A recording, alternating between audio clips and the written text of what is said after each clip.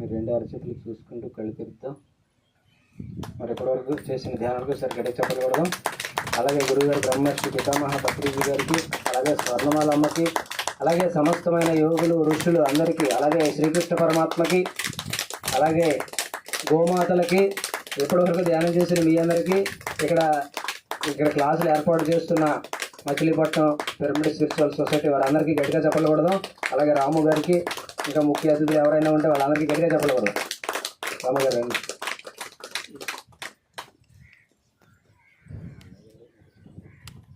Okay అండి, ఎంత అద్భుతమైనటువంటి గాన సంగీతంలో చక్కగా ధ్యానం చేశాము. మరి ఈరోజు అద్భుతమైనటువంటి టాపిక్ క్లాసు ఏంటంటే భగవద్గీత మీద. మరి మన వాళ్ళు చాలామంది భగవద్గీత నేర్చుకోవాలి, భగవద్గీత శ్లోకాలు దాని యొక్క అర్థము పరమార్థము నేర్చుకోవాలని చాలామందికి ఇంట్రెస్ట్ ఉంది. ఎప్పుడైతే శిష్యుడు తయారుగా ఉంటాడో గురువు శిష్యుల్ని ఎత్తుక్కుంటూ వస్తారంటారు. అవునా కాదండి? అధికారం శిష్యుడికి ఉండేది ఏంటంటే అధికారం. ఆకలి అన్నవాడికి అధికారం ఏంటి? అన్నమే. అలాగే దప్పిక గల్లవాడికి అధికారం తన యొక్క దాహం, నీరు. అలాగే మరి భగవద్గీతలో అర్జునుడి యొక్క విషాదం ఏంటంటే తన యొక్క అధికారం. తను నేర్చుకోవాలనుకుంటున్నాడు కాబట్టి శ్రీకృష్ణ పరమాత్మ అంత అద్భుతమైనటువంటి జ్ఞాన భాండాగారాన్ని అర్జునుడికి బోధించాడు. మరి అటువంటి అద్భుతమైనటువంటి భగవద్గీత శ్లోకాన్ని, వాటి యొక్క అర్థాన్ని పరమార్థాన్ని సార్ యొక్క నోటి వెంట తెలుసుకుందాము. మరి బ్రహ్మం గారండి మట్టగుంట నుంచి వచ్చారు. ఆల్రెడీ మనకి ఇంతకు ముందు ఒకసారి భగవద్గీత మీద క్లాస్ తీసుకున్నారు. మాకు భగవద్గీత మొత్తం అయ్యే వరకు కూడా మాకు క్లాసులు ఇవ్వాల్సిందిగా సార్ని రిక్వెస్ట్ చేస్తున్నాం. అందరి ముందు సార్ని అద్భుతమైనటువంటి జ్ఞానాన్ని అందించవలసిందిగా కోరుచున్నాం. Thank you.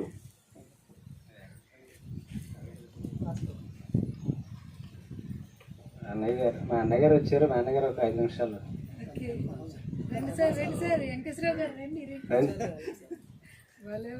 అన్నయ్య గారు మరి ఎంతో ఈ సొసైటీకి ఎంతో సేవ చేస్తున్నారు. అందరికీ నమస్తే అండి. మేము చెప్పేది ఏమీ లేదండి, మీరు అందరికీ తెలిసింది అంటారా? అయితే మేము ధ్యానంలోకి రాకముందు మరి మేము ప్రాపంచిక జీవితంలో జీవించామండి. మరి ధ్యానంలోకి వచ్చిన తర్వాత మరి ఏంటంటే అసలు సత్యం తెలుసుకున్నామండి. మరి జీవితంలో పాఠాలు ఏంటంటే మనం మంచి అంటే ఏంటి, చెడు అంటే ఏంటని తెలుసుకోవాలి. ముందు మనం ధ్యానం చేయకముందు ఏంటంటే దుఃఖం వస్తే బాధపడతాం, సంతోషం వస్తే ఎప్పుడు సంతోషపడతాం. కానీ ధ్యానంలోకి వచ్చిన తర్వాత కష్టమైన సుఖమైన ఆనందంగా ఉంటాం ఎప్పుడు ఈ భూమి మీద. మనం తెలుసుకోవాల్సింది ఏంటంటే ఈ భూమి మీద మనం ఎప్పుడూ నవ్వుతూ ఆనందంగా గడపడమే మన జీవితం. అయితే మనం తెలియక ఏంటంటే బాధలతో దుఃఖాలతో జీవితం. మరి ప్రతి ఒక్కరు కూడా ధ్యానం చేస్తే మనం ఎప్పుడు ఈ భూమి మీద ఆనందంగా ఉంటామండి. బాధ అనేది లేదు మనకి. మరి ప్రకృతి వ్యవసాయం అంటే మరి మనకి చాలామంది కానీ దానికి ఎంతో కష్టాన్ని చేయటం మానేస్తున్నారు. కానీ భూమాతని మరి మన తండ్రులు తాతలు కూడా ఎప్పుడు కూడా మన భూమిని చక్కగా అప్పచెప్పారు మనకి.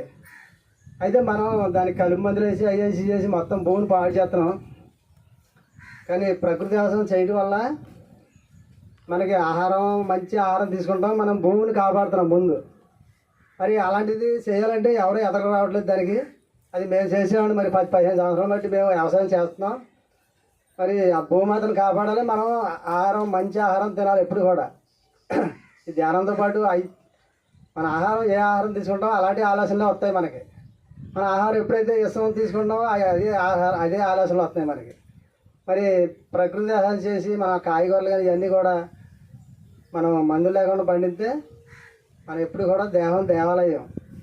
ఈ దేవాలయం ఎలా ఉంచుకుంటే మరి చక్కగా బాగుంటుందండి. మరి నేనే తమ్ముడికి ఇచ్చేస్తున్నాను. అన్నగారి కోసం గట్టి చెప్పడం ఆయన ఆచరించడం తప్ప చెప్పడం. ఇప్పుడు గురువుగారు చెప్తారు అన్ని పాండిత్యం వచ్చిన తర్వాత సైలెన్స్లోకి వెళ్ళిపోతామంట మనందరం కూడా. పాండిత్యం అనేది ఆచరించడం అనేది ఎక్కువ ఇంపార్టెంట్. వెంకటస్వామి గారు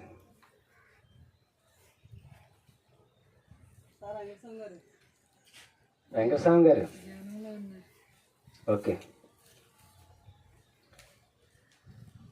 ముందుగా ఇక్కడ విచ్చేసినటువంటి ఆత్మబంధువులందరికీ ఒకసారి గట్టిగా అభినందనలు తెలియజేసుకుంటాను. అలాగే గురువుగారు బ్రహ్మశ్రీ పితామహ పత్రిజీ గారికి, మరి నాకు జన్మనిచ్చిన తల్లిదండ్రులకు ఒకసారి గట్టిగా అభినందనలు తెలియజేసుకుందాం. నాకు ఈ శరీరాన్ని ఇచ్చినందుకు మరి ఎంతో కృతజ్ఞతని, మరి జ్ఞానాన్ని పెంచిన గురుదేవులకు కూడా అభినందన తెలియజేసుకుందాం. మరి భగవద్గీత అంటే ముందుగా నా అనుభవం చెప్పి చిన్నగా ఒక 5 నిమిషాలు ఎలా ధ్యానంలోకి వచ్చాను అనేది ముందు మీరు విన్నా, మళ్ళీ ఒకసారి ఒక 5 నిమిషాలు చెప్పి, మా ఊర్లో తులసిరత్నం గారి ద్వారా ఆ మేడము వైజాగ్ వీర జగదీశ్వర రెడ్డి గారి దగ్గర ధ్యానం నేర్చుకుని వచ్చి మా ఊర్లో మాకు ధ్యానం నేర్పింది ఆవిడ. అయితే నేను ఆవిడ చెప్పినప్పుడు నేను వినలేదు అసలు, చాలాసార్లు చెప్పింది ఆవిడ. అయితే మా నాన్నగారికి షుగర్ అది ఉండటం వల్ల సరే నాన్నగారు ధ్యానం చేస్తే అనారోగ్యాలు తగ్గుతాయి అన్నారు కాబట్టి ధ్యానం చేపిద్దామని చెప్పి ఫస్ట్ మొట్టమొదట తట్టవర్తి వీరరాఘవ గారి క్లాసెస్కి నాన్నగారిని మా చిన్నక్క మా సిస్టర్ గారిని పంపిస్తే అక్కడ 3 రోజులు వాళ్ళు క్లాసులు విని ఏదో చాలా బాగుందని చెప్పి వాళ్ళు రాఘవ గారు ఏం చెప్తారు, ఫస్ట్ అందరూ శాకాహారులుగా ఉండాలి, మాంసాహారం పాపాహారం శాకాహారం అమృతాహారం అని చెప్తారు. ఆయన మాంసాహారం తినకూడదని చెప్తారు. సరే వాళ్ళు అక్కడ విని వచ్చిన తర్వాత మానేశారు పాపం. వాళ్ళిద్దరూ మా నాన్నగారు రోజు తినేవాడు ఆయన. మేము అందులో పుట్టి పెరిగాం. చేపలు ఇవన్నీ చెరువులు, మా నాన్నగారు వేట కూడా వేసేవారు. అటువంటి కుటుంబంలో పుట్టైనా రోజు తినే అయినా ధ్యానం తెలుసుకుని వెంటనే మానేశారు ఆయన. 3 రోజులు అక్కడికి వెళ్ళి వచ్చిన తర్వాత ఆయన ఆ రోజుని తినడం మానేశారు. రోజు ధ్యానం చేసేవాడు ఆయన. పొద్దున్నే టిఫిన్ చేయడం, ధ్యానంలో కూర్చోవడం, మళ్ళీ మధ్యాహ్నం భోజనానికి లేని లేసేవాడు కదా ఆయన. అలా బాగా చేసేవాడు ఆయన. సరే ఆయనకి ఆరోగ్యం కొంచెం కుదుట పడింది. రోజు ఇన్సులిన్ చేసే ఆయనకి ఒక ట్యాబ్లెట్తో ఒక నెల చేసేసరికి ట్యాబ్లెట్కి వచ్చాడు ఆయన. షుగర్ కంట్రోల్లోకి వచ్చింది.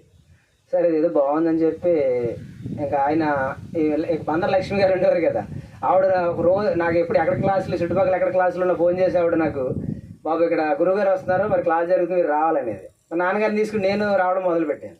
ఎక్కడ క్లాసెస్ జరిగినా ఇంకా నాన్నగారిని తీసుకుని నేను తిప్పడం మొదలుపెట్టాను.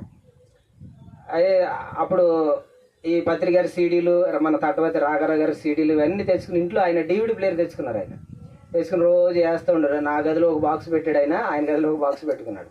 రోజు ఇంట ఆ సీడీలు రోజు వినేవాడిని నేను. నాకు ధ్యానం అంటే అసలు అప్పుడు వెళ్ళాలని లేదు, ఏమీ లేదు. రోజు వింటూ ఉంటే చాలా అద్భుతంగా ఉంటే అనిపించేది నాకు. ఓహో ఇది ఎంత ఉంది దీంట్లో అని చెప్పి. ఇదేదో అనారోగ్యాలు తగ్గడం కొరకే కాదు, ఆత్మజ్ఞానం ఉంది, ఎంతో ఆనందమైన జీవితాన్ని జీవించడానికి ఇది ఒక మార్గం అని చెప్పి అప్పుడు నేను తెలుసుకుని ఇంకా ఎక్కడ క్లాసెస్ ఉన్న నాన్నగారితో ఎక్కడ క్లాస్ ఉంటే వెళ్ళేవాడు నాన్నగారిని తీసుకుని. ఇంకా వెళ్తూ వింటూ మనం ఏదో ఇది తెలుసుకున్నాం, మా నాన్నగారికి ఆరోగ్యం వచ్చింది, అంతా బాగుంది. సరే అక్కడితో ఆగిపోతే కుదరదు కదా, మరి మనం ఇది తెలియజేయాలి అందరికీ. అప్పుడు ఏం చేసామంటే ఇంటికాడ క్లాసులు పెడతా మొదలుపెట్టాం. మా ఇంటి దగ్గరే అక్కడ నెల క్లాసెస్ పెడతా మొదలుపెట్టాం. ఇంచుమించు మా ఇంటికి సీనియర్ మాస్టర్స్ అందరూ వచ్చారు మా ఇంటికి. మా ఇంటిల్లు బాధి అందరూ మెల్లిమెల్లిగా ఒక్కొక్కళ్ళు ధ్యానం చేయడం, అందరూ శాకాహారులుగా మారటం. ఈరోజు మొత్తం పిల్లలతో సహా అందరూ శాకాహారులుగా మారారు. 4 అన్నదమ్ములు, మేము 4 అన్నదమ్ములు అందరూ అసలు ఇంకా అది గ్రూప్ సోల్స్ లాగా ఎవరికి మాంసాహారం లేరన్నమాట. తోడుకోవడాలు, పిల్లలు, పెద్దవాళ్ళు అందరూ శాకాహారులే మా ఇంట్లో. నిజంగా చాలా అద్భుతంగా అనమాట క్లాసెస్ ఇంటికాడ జరగటం.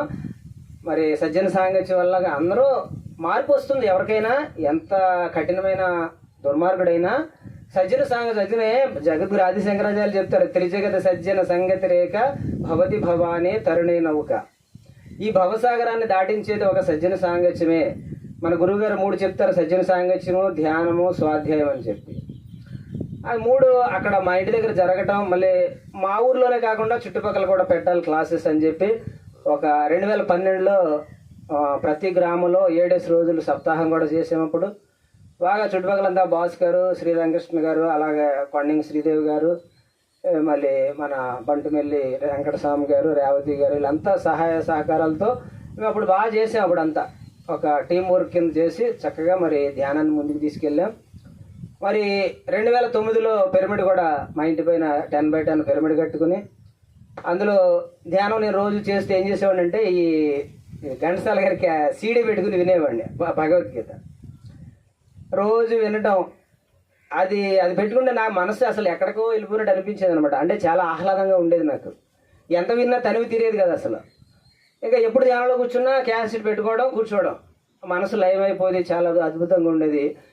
కొద్దిగా రోజు వినటం వల్ల ఒక 10 శ్లోకాలు నాకు చూడకుండా వచ్చినాయి. ఒకసారి క్లాసెస్ ఇలా జరుగుతున్నప్పుడు 4 శ్లోకాలు చెప్పాను. బాగుంది, మీ వాయిస్ బాగుంది, కాస్త బాగా చెప్తున్నారు కాబట్టి చెప్పండి. ఇంకా దాని మీద ఇంట్రెస్ట్ పెట్టాను. ఇంకా నేను చదివింది 7th క్లాసే అయినా మరి అది గత జన్మ సంస్కారమో లేకపోతే ఏమో నాకు తెలియదు. కానీ ఇంకా రోజు వినటం వల్ల అలా కొద్దిగా రోజుకి 4-5 శ్లోకాలు నేర్చుకోవడం, అలాగా ఈ రోజుకి మొత్తం 700 శ్లోకాలు నేను నేర్చుకున్నాను. చూడకుండా అయితే 100 శ్లోకాలు నాకు వచ్చినాయి. ఘంటసాల గారు 100 శ్లోకాలు పాడారు. ఆయన 100 కూడా నాకు చూడకుండా తాత్పర్యంతో సహా నాకు వచ్చేసినాయి రోజు వినటం వల్ల. అంటే 10 ఏళ్ళు దాని మీద ఇంకా రోజు రీఛార్జ్ చేయడం, ఒక 4 శ్లోకాలు వినటం, దాని తాత్పర్యాలు తెలుసుకోవటం. ఇంకా ఏం చేశానంటే పిల్లలకి నేర్పించడం మొదలుపెట్టాను. స్కూల్ పిల్లలకి ఇదే అంటే నా స్వార్థం ఉంది ఇందులో. నేను నేర్చుకోవాలంటే పిల్లలకు కూడా నేర్పిస్తే ఇది బాగా నాకు అభ్యాసం అవుతుందని చెప్పి కొన్ని తెలియని ఉంటే అక్కడ దగ్గరలో ఎవరైనా గురువులు ఉంటే వాళ్ళ దగ్గరికి వెళ్ళి 11వ అధ్యాయం విశ్వరూప సందర్శన యోగం కొంచెం పెద్ద శ్లోకాలు ఉంటాయి, అవే గురువు దగ్గరికి వెళ్ళి నేర్చుకోవడం అలా చేసేవాడిని. అలాగైతే మొత్తం మీద భగవద్గీత కొంతవరకు తెలుసుకోగలిగాం. గురువు గారి పుస్తకాలు చదవటం, విద్యాప్రకాశం గారి క్యాసెట్లు వినటం, పరిపూర్ణానంద గారి క్యాసెట్లు వినటం, సత్సంగం, అలాగే పరిపూర్ణానంద గారి, అలాగా గురువులు ఎంతమంది అంతమంది ఏ రూపాల్లో చెప్పారో భగవద్గీతని ఆ 4-5 రకాల భగవద్గీతలు తెచ్చుకున్నాను నేను ఇంటికి. తెచ్చుకుని అవన్నీ చదవటం, వినటం, అలా శ్రద్ధాభక్తి దాని మీదే మనసు లగ్నం చేయటం వల్ల ఏదో కొన్ని శ్లోకాలు నేను నేర్చుకోగలిగాను. అంటే కృష్ణ భగవంతుడు చెప్తారు, శ్రద్ధావాన్ లభతే జ్ఞానం. శ్రద్ధ ఉంటే మనకి దేని మీద శ్రద్ధ ఉంటే అది వచ్చి తీరాలి. మనకి దేని మీద శ్రద్ధ పెట్టాలన్నది అది మన ఇష్టం. భగవంతుడు మనకి స్వేచ్ఛనిచ్చాడు. ఆత్మజ్ఞానం మీద శ్రద్ధ పెడితే ఆత్మజ్ఞానం వస్తుంది. ప్రాపంచిక మీద శ్రద్ధ పెడితే ప్రాపంచిక ధనం బాగా సంపాదించవచ్చు, లేదా పేరు ప్రఖ్యాతలు సంపాదించవచ్చు. ఇలా రకరకాల మానవుడు ఇందాక పాడుకున్న పాటలో సాధన చేస్తే ఏది సాధన చేస్తే అది వస్తుంది. అయితే మన జీవిత లక్ష్యం అనేది ఒకటి ఉంటుంది. మన పర్పస్ ఏంటి, మన భూమి మీదకి ఎందుకు వచ్చాము, ఏం చేయడానికి వచ్చాము అనేది మనం ధ్యానం చేస్తేనే మనకు తెలుస్తుంది. ధ్యానం చేయకపోతే అటు కొన్నాళ్ళు ఇటు కొన్నాళ్ళు అట్లా పరుగులు తీస్తూనే ఉంటాం, ఏదో ఒకటి చేస్తూ ఉంటాం, ఆయా ఫలితాలను పొందుతూ ఉంటాం, మళ్ళీ శరీరాన్ని వదిలేస్తాం, మళ్ళీ జన్మలకు వెళ్తూ వస్తూ ఉంటాం. ఎప్పుడైతే ధ్యాన మార్గంలోకి వస్తామో చక్కగా మన జీవిత లక్ష్యం తెలుసుకుని మనము పరమపద సోపానానికి చేరుకుంటాం.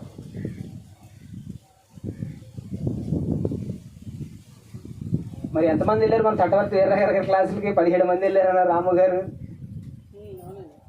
రాగారావు గారి క్లాసెస్ అంటే ఆయన ఈ సైలెన్స్ మెడిటేషన్ చేయమంటారు ఆయన ఎక్కువ. ఇప్పుడు సైలెన్స్ మెడిటేషన్ అంటే మనకు మనసు బాగా కుదరట్లేదండి, అసలు ఆలోచనలు విపరీతంగా వస్తున్నాయి. ఒక్కొక్కసారి మన మనసు మన మాట వినట్లేదు. అప్పుడు ఏం చేయాలి? సైలెన్స్ మెడిటేషన్ సరిపోదు, ఏదో ఒకటి పెట్టాలి. దానికి ఊతకర్ర లాంటిది ఒక సంగీతం అందించాలి. అందుకని గురువు గారు ఏం చేస్తారు, ఒక ఫ్లూట్ తీసుకుని ఆయన అనేకంగా ఉన్న మనసుని ఏకం చేయడానికి ఫ్లూట్ వాయించేవారు ఆయన. కృష్ణుడు కూడా ఇప్పుడు ఫ్లూట్లోంచి కృష్ణుడు ఫ్లూట్ వాయిస్తూ ఉంటే అందులోంచి ఒక ఎనర్జీస్ వస్తుంది అనమాట. అనేకంగా ఉన్న మనసుని ఒక తాటికి తీసుకురావడానికి అలా ఏకం చేయడానికి ఆ ఫ్లూట్ అనేది ఉపకరణం అనమాట.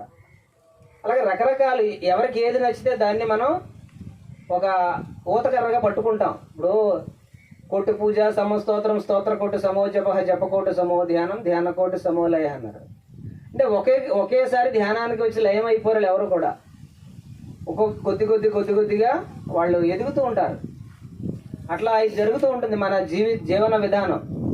అందుకని భగవద్గీతలో కూడా బహూనాం జన్మనామంతే జ్ఞానవాన్ మాం ప్రపద్యతే వాసుదేవ సర్వమితి సమహాత్మా సుదుర్లభః. జ్ఞాన సంపన్నుడైన మానవుడు అనేక జన్మములెత్తిన పిమ్మట విజ్ఞాని అయి నన్ను శరణము నొందుచున్నాడు. అంటే అనేక జన్మలు, ఎన్ని జన్మలో తెలియదు, అనేకం అన్నాడు. కానీ ఇప్పుడు మన పత్రిజీ గారిని గురువు గారిని పట్టుకున్నప్పుడు అనేక జన్మలు ఎత్తాల్సిన అవసరం ఉండదు. ఎందుకంటే ఒక సద్గురువు, ఇక్కడ అధమ గురువు, మధ్యమ గురువు, ఉత్తమ గురువు అని 3 రకాల గురువులు ఉంటారు. అధమ గురువు ఏంటంటే ఆ కర్మలు చెయ్యి, కర్మలు చెయ్యి అంటే ఆ పూజలు చెయ్యి, లేదా ఇంకా ఏ చెయ్యి అని చెప్పి కోరికల కోసమే జీవితాన్ని ఆ కోరికలు తీర్చుకోవడం కోసమే ఆ గురువులు చెప్తూ ఉంటారు. నీకు ఇది చేస్తే ఇది వస్తుంది అంటే ధనలాభం కోసం, ప్రాపంచిక లాభాల కోసం చెప్పేవాడు ఒక గురువు అయితే, మధ్యమ గురువు మంత్ర జపం చెప్తాడు. ఒక మంత్రాన్ని తీసుకో, శివుడు మంత్రమో నారాయణ మంత్రమో ఏదో ఒక మంత్రాన్ని తీసుకుని జపం చేస్తే అది మధ్యమ గురువు చెప్పేది. జపం చేస్తూ ఉంటాడు, కొన్నాళ్ళ జపం చేస్తూ ఉంటాడు. అలాగే ఉత్తమ గురుడు చెప్పు ఆత్మ సామ్రాజ్యం అంటాడు. మన పత్రిజీ గారు చెప్పింది ఏంటి?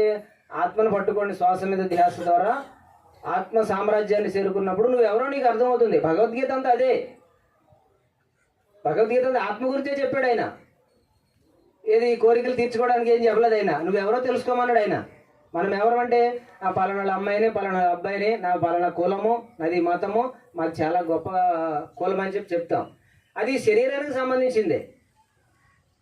ఈ శరీరం మనమా? భగవద్గీతలో శరీరం అని ఎక్కడ చెప్పలేదు అయినా. నువ్వు ఒక ఆత్మస్వరూపానివి, నువ్వు పుట్టుక లేదు, అది ఎప్పుడు చనిపోనిది. పుట్టుక లేదు, చావు లేదు దానికి. శరీరం పుడుతుంది, పోతుంది.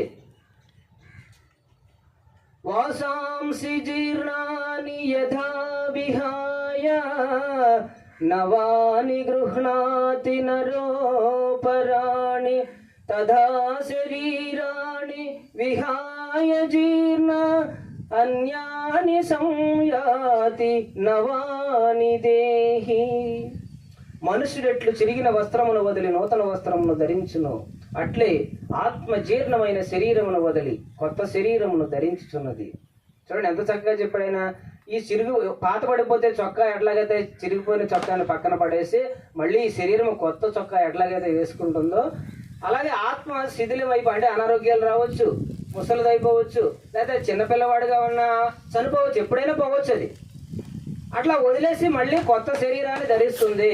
దీనికి నువ్వు చింతించవలసిన అవసరమేమీ లేదు. మరి మనం ఎందుకు బాధపడుతున్నాం? రోజు ఏదైనా ఇబ్బంది వస్తే అంటే అక్కడ వ్యామోహం ఉంటుంది. ప్రతి మనిషికి కూడా బంధ వ్యామోహం పెట్టుకుంటాం. అందుకని ఆత్మజ్ఞాని అయినప్పుడే ఆ వ్యామోహాలన్నీ పోతాయి మనిషికి. వ్యామోహం ఎక్కడుందో అక్కడే దుఃఖం ఉంది. బుద్ధుడు చెప్పింది అదే కదా మనకి. మితిమీరిన వ్యామోహం కానీ కోరికలు కానీ ఉంటే అక్కడే దుఃఖం ఉందని చెప్తాడు బుద్ధుడు. అదే కృష్ణుడు చెప్పింది. ఈ శరీరం మీద వ్యామోహం ఉంది. భర్త, భార్య, పిల్లలు, ఆస్తులు, పాస్తులు ఇవన్నిటి మీద వ్యామోహంతో ఉన్నప్పుడు ఏమవుతుంది? ఇది పోతే ఏమవుతుంది అని దుఃఖం వస్తుంది మనిషికి. ఎక్కడైతే వ్యామోహం ఉందో అక్కడే దుఃఖం ఉంది. మన గురువు గారు చెప్పింది ఏంటి? మీ కష్టాలు పోతాయి, మీ రోగాలు పోతాయి, ఇవన్నీ ఏంటంటే చాక్లెట్ లాంటివి. కానీ అసలు దుఃఖాన్ని పోగొట్టుకునే మార్గం గురించి మనం ధ్యానంలోకి వచ్చాం అందరం. దుఃఖ నివారణ మార్గాన్ని కనిపెట్టింది బుద్ధుడు. దుఃఖాన్ని జయించాలి. ఎట్లా జయించాలంటే సాధన చేసుకోమన్నాడు ఆయన.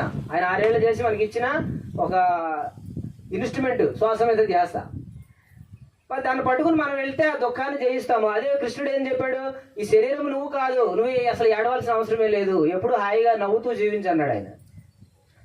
మరి నవ్వుతూ జీవిస్తున్నాం అందరమే. ఏ రోజు ఏదో పోగొట్టుకున్న వాళ్ళగా ముఖం ఇలా మూతి ముడుచుకొని చక్కగా పోయింది అంటూనే ఉన్నాం రోజు. ఏం పోయిందంటే ఏమీ పోలా. వచ్చినప్పుడు ఏమి తెచ్చింది లేదు, ఒంటరిగానే వచ్చాం. భర్త లేడు, భార్య లేదు, పిల్లలు లేరు, ఆస్తులు లేవు, పాస్తులు లేవు, ఏమీ లేవు. ఒకటి తగిలించుకున్నాం, రైలు పెట్టిలాగా ఇంజిన్కి తగిలించుకున్నట్టు. ఈ వచ్చినాయి మళ్ళీ పోతాయి ఏమని చెప్పి రోజు ముఖం ఇలా మూతి ఏం పోయినట్టుగా ఏడుస్తున్నావు రోజు. ఏం పోలా. కృష్ణుడు చెప్పింది అదే. భగవద్గీత మొత్తం పిండితే వచ్చే సారం ఏంటంటే నువ్వు ఏమీ పోగొట్టుకున్నది లేదు, హాయిగా జీవించు, అన్నీ అనుభవించు. అనుభవించేటప్పుడు ఇతరులకు ఇబ్బంది కలగకుండా జీవించు అన్నాడు ఆయనది. నువ్వు ఆనందంగా జీవించు, కానీ నీ ఆనందం ఇతరులకి ఇబ్బంది కలగకూడదు. ప్రతి జీవి కూడా భగవంతుని బిడ్డలే కాబట్టి, మనిషి ఒక్కడే కాదు, ప్రతి జీవి కూడా. అద్వేష్ట సర్వభూతానాం మైత్రః కరుణ ఏవచ నిర్మమో నిరహంకార సమదుఃఖ సుఖక్షమి. సర్వజీవుల యందు కూడా పరమాత్మ ఉన్నాడు. దయ కలిగి ఉండు, జాలి కలిగి ఉండు, ప్రేమతో ఉండు అని చెప్తున్నాడు భగవద్గీతలో. ఇది 12వ అధ్యాయంలో 13వ శ్లోకం. అద్వేష్ట సర్వభూతానం అని. మరి మన ఆనందం చూసుకుంటున్నాం, పక్కవాడు ఏమైనా మనకు సంబంధం లేదు. మరి వాళ్ళు ఇబ్బంది పెడితే ఇబ్బంది వచ్చినప్పుడు ఏడుస్తున్నాం మళ్ళీ. ఇది ప్రకృతి నియమాన్ని అనుసరించకుండా జీవిస్తున్నాం. ప్రకృతి నియమాన్ని, శాస్త్రాన్ని అనుసరించి వెళ్ళినప్పుడు అప్పుడు తెలుస్తుంది. ఇలా చేస్తే ఇటు ఇబ్బంది కలుగుతుంది, ఇట్లా చేస్తే ఇటు మేలు కలుగుతుంది అని చెప్పి ఆడికి అవగతం అవుతుంది, జ్ఞానం వస్తుంది. జ్ఞానంతో జీవిస్తే నువ్వు ఆనందాన్ని పొందుతావు, ఇతరులే ఆనందంగా ఉంచుతావు. అజ్ఞానంతో ఉంటే వాళ్ళే ఇబ్బంది పెడతావు, నువ్వు ఇబ్బంది పడతావు. దుఃఖానికి మూల కారణం ఏంటంటే ఇక్కడే ఉంది, కర్మల్లోనే ఉంది అంతా. కర్మ చేసేటప్పుడే సరైన కర్మలు చెయ్యి. సరైన కర్మలు చేయాలంటే మన దగ్గర జ్ఞానం కావాలి. సృష్టికి ఒక నియమం పెట్టాడు భగవంతుడు. ఏంటి? నువ్వు ఏది ఇస్తే అదే వస్తుందని చెప్పి. నువ్వు ఏది ఇస్తున్నావో అదే వస్తుంది తిరిగి. మనం ఏం చేస్తాం? గుడికి వెళ్తే మంచి జరుగుతుంది, పూజలు చేస్తే మంచి జరుగుతుంది, బాగా పెద్ద పెద్ద గుళ్ళు కట్టిస్తే మంచి జరుగుతుంది, ఇవన్నీ అనుకుంటున్నాం. మంచిదే, కానీ చేసే కర్మలోనే అంతా ఉంది. చేసే పనిని సరి చేసుకోకుండా మనం ఎన్నో చేస్తున్నాం. ఇప్పుడు దేవుడి పేరు చెప్పి ఎన్నో వ్యాపారాలు జరుగుతున్నాయి. ఇప్పుడు వినాయక చవితి వచ్చింది కదా, మనందరూ వినాయకుడు ఈదికి ఒక విగ్రహం పెట్టి పెద్ద పెద్ద డీజీలు పెట్టి అవన్నీ ఆ రంగులతో పొల్యూట్ చేస్తున్నాం ప్రకృతిని అంతా కూడా. అదన్నీ పట్టుకెళ్ళి ఆ సముద్రంలోనే ఎక్కడో కలుపుతున్నారు. ఆ కెమికల్స్ వల్ల మరి ఎన్నో చేపలు ఎన్ని చనిపోతున్నాయి, ఆ నీళ్లు పొల్యూట్ అవుతున్నాయి. భక్తి పేరిట అంటే దేవుడు అంటే మంచి చేస్తున్నాం అనుకుంటున్నాం, కానీ మంచితో చెడు జరుగుతుంది. అది చూడండి ఎంత అజ్ఞానమో. ఇప్పుడు చక్కగా పూర్వం రోజుల్లో అయితే మా ఊర్లో చక్కగా బుర్రలే కోలటం చేస్తూ ఊరేగింపేవారు దేవుడిని, చక్కగా పల్లకి మోసేవారు. ఇప్పుడు పల్లకి కాదు, ఇప్పుడు దేవుడిని ఊరేగిస్తూ డీజీ పెట్టి గున్న మామిడి లేకపోతే ఊ అంటావా అన్నట్టుగా ఈ పాటలు మొదలెట్టారు. చూడండి ఎంత అజ్ఞానం. అంటే దేవుడు ఇప్పుడు మన శివుడు పాటలు చాలా ఉన్నాయి, అంటే మ్యూజిక్తో ఉండి చక్కగా ఊపొచ్చే పాటలు అవి పెట్టుకోవచ్చు కదా. పోనీ అమ్మవారి పాటలు ఉన్నాయి, కృష్ణుడి పాటలు పోలేని ఉన్నాయి. అంటే దేవుడి విగ్రహం ఊరేగిస్తూ వేరు పాటలు పెట్టవచ్చు మనం. చూడండి అంటే దేవుడి పేరిట ఎలా జరుగుతుందో చూడండి మీకు. అంటే సామాన్య మానవుడు అదే దైవత్వం అనుకుంటున్నాడు, తెలుసుకోవట్లేదు. ఒక భగవద్గీత తెలియదు, పురాణాలు 18 పురాణాలు ఇచ్చాడు వ్యాస భగవానుడు. పురాణాలు ఏమి చదవం. భాగవతం ఉంది, రామాయణం ఉంది, భగవద్గీత ఉంది, మహాభారతం ఉంది, ఇవన్నీ మనకి ఎన్నో గ్రంథాలు ఉన్నాయి. ఇవన్నీ చదివితే మనకి ఏంటంటే సారం తెలుస్తుంది.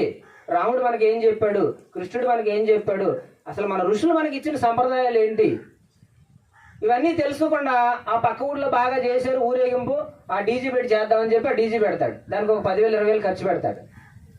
అదే భక్తి అనుకుంటున్నాడు. అది ఎంత సౌండ్, గుండె హార్ట్ అటాక్లు వచ్చేలా ఉంది అది సౌండ్, ఆ వైబ్రేషన్స్. ఇవన్నీ మానవుడు తెలుసుకుని ఆచరిస్తే ముందు ప్రకృతే భగవంతుడు. నేను చెప్పేది ఏంటంటే ప్రకృతే భగవంతుడు. ప్రకృతి నుంచి మనం వచ్చాం. ఫస్ట్ ప్రకృతి వచ్చింది, భూమి, నీరు, అగ్ని, వాయు, ఆకాశ తత్వం, పంచభూతాల నుంచి జీవరాశులన్నీ వచ్చినాయి. మరి ఈ జీవరాశులన్నిటి కూడా ప్రకృతి తత్వం ఉంటుంది. ప్రకృతిని ఎవడైతే పాడు చేస్తాడో ఆ ప్రకృతికి మనకి సంబంధం ఉంది. ప్రకృతి ఎప్పుడైతే ఇబ్బంది కలుగుతుందో మనకు అన్ని అనారోగ్యాలు వస్తాయి. అందుకే కరోనా వచ్చింది, ఇంకా ఎన్నో రోగాలు వస్తున్నాయి. పుట్టక ముందే పిల్లవాడి కడుపులోనే రోగాలు వస్తున్నాయి. అంటే ఎంత పొల్యూట్ చేసామో చూడండి మనం ప్రకృతిని పాడు చేయకుండా ఉంటే చాలు, మనం బాగు చేయక్కర్లా. మన తాతలు తండ్రులు ఎంతో స్వచ్ఛంగా ఇచ్చారు మనకి ప్రకృతిని. ఆ కాలంలో నీళ్లు అలా పక్కకి నిండి తాగేవాళ్ళమే. ఈరోజు తాగగలమా? నీళ్లు కొనుక్కునే పరిస్థితి వచ్చింది మనకి. నీళ్లు కొనుక్కుంటామని ఎవరైనా అనుకున్నామా? మరి ఈరోజు ఎందుకు కొనుక్కుంటున్నాం నీళ్ళు? బాటిల్ 20 రూపాయలు పెట్టి. భగవంతుడు మనకి అన్ని ఫ్రీగా ఇచ్చాడు. గాలి ఫ్రీగా ఇచ్చాడు, సూర్యుడు భగవానుడు వేడి ఫ్రీగా ఉంది, నీళ్లు ఫ్రీగా ఇచ్చాడు. అన్ని ఫ్రీగా ఇస్తే వాటిని ధ్వంసం చేసేసి మనం కొనుక్కుంటున్నాం అన్నీ కూడా. గాలి కూడా కొనుక్కున్నారు కరోనా టైంలో, దొరకలేదు. ఎన్ని లక్షలు ఖర్చు పెట్టినా బతకలేదు. ఇదంతా ఎవరు చేస్తున్నారు? మనమే చేసుకున్నాం. ఆ భగవంతుడు పెట్టే కష్టం అనుకుంటారు అందరూ. భగవంతుడికి దయ లేదండి. భగవంతుడికి అందరూ సమానమా కాదా? ఒకరిని ఎక్కువగా ఒకరిని తక్కువగా చూస్తాడు భగవంతుడు. అలా చూస్తే మానవుడు అవుతాడు తప్ప భగవంతుడు అవడు. ఎవరు ఎక్కువ కాదు, ఎవరు తక్కువ కాదు ఆయనకి. ఏ యథా మాం ప్రపద్యంతే తాం తదైవ భజామ్యహం మనువర్త్మానువర్తంతే మనుష్యాః పార్థ సర్వస్య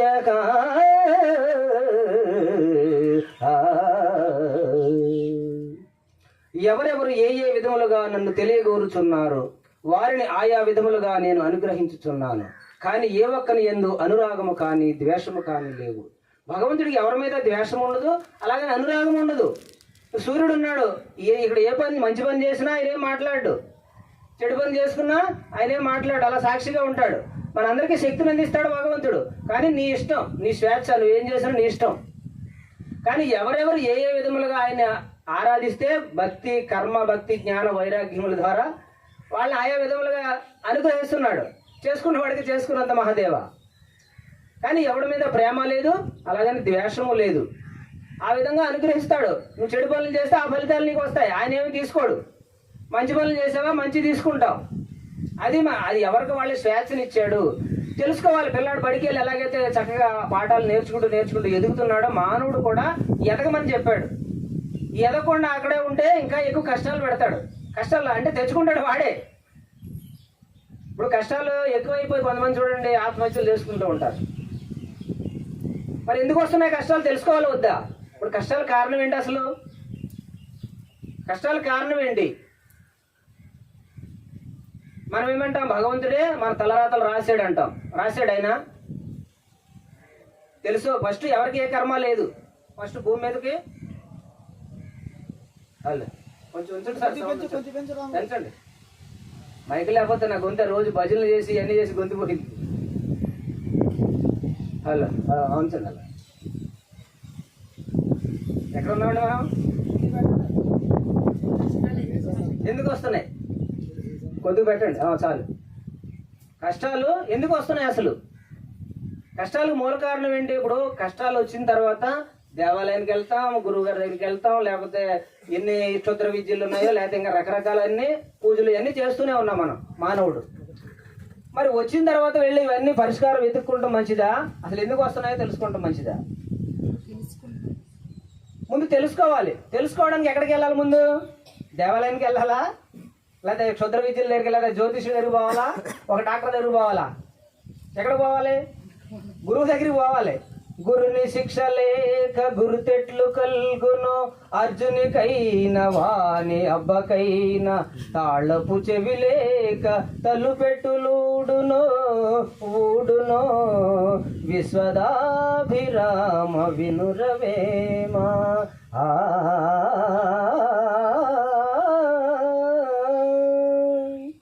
గురుని శిక్ష లేక గురుతెట్లు కలుగునో, అర్జునికైనా వాని అబ్బకైనా.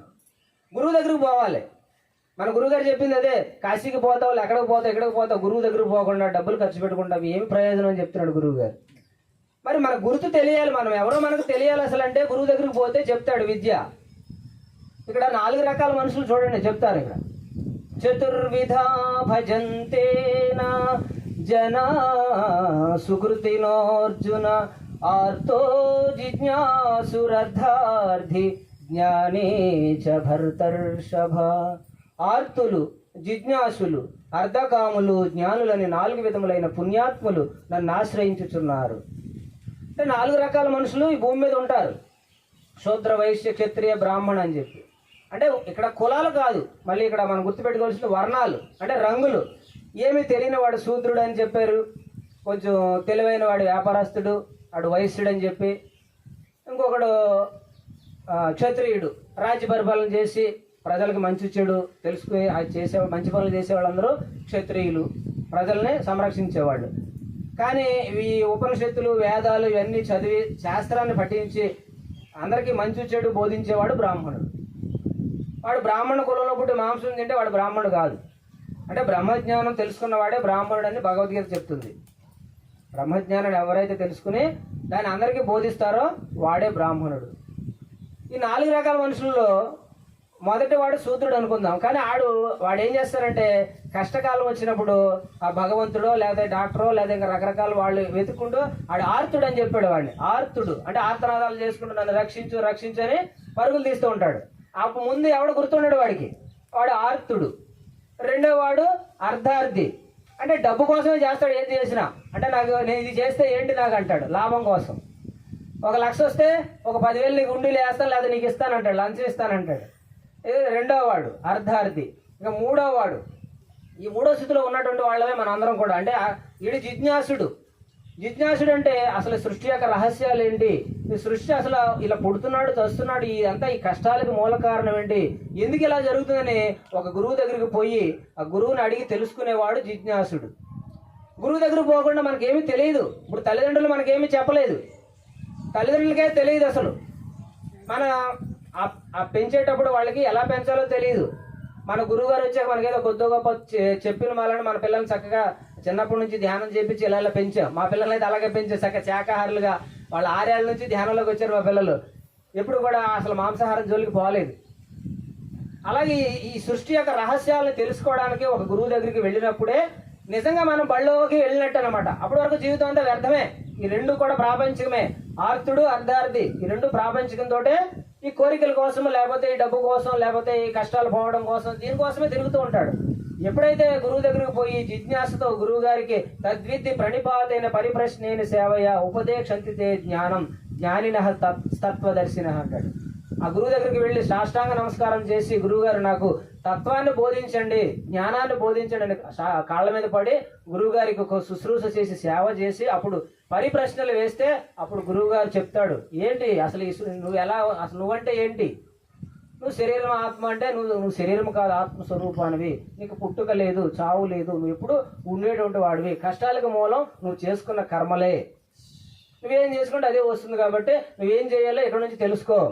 మనకు వాల్మీకి మహర్షి లాగా ఏ దొంగతనాలు చేశాడు, దారి దోపిడీలు చేశాడు, బాబు ఏంటి పరిస్థితి అని ఆ నారద మహర్షిని అడిగినప్పుడు ఆయన ఏం చెప్పాడు, మార్గం ఉందని చెప్పి ఆయన ఒక మంత్రోపదేశం, రామతారక మంత్రం ఏదో ఇచ్చాడు.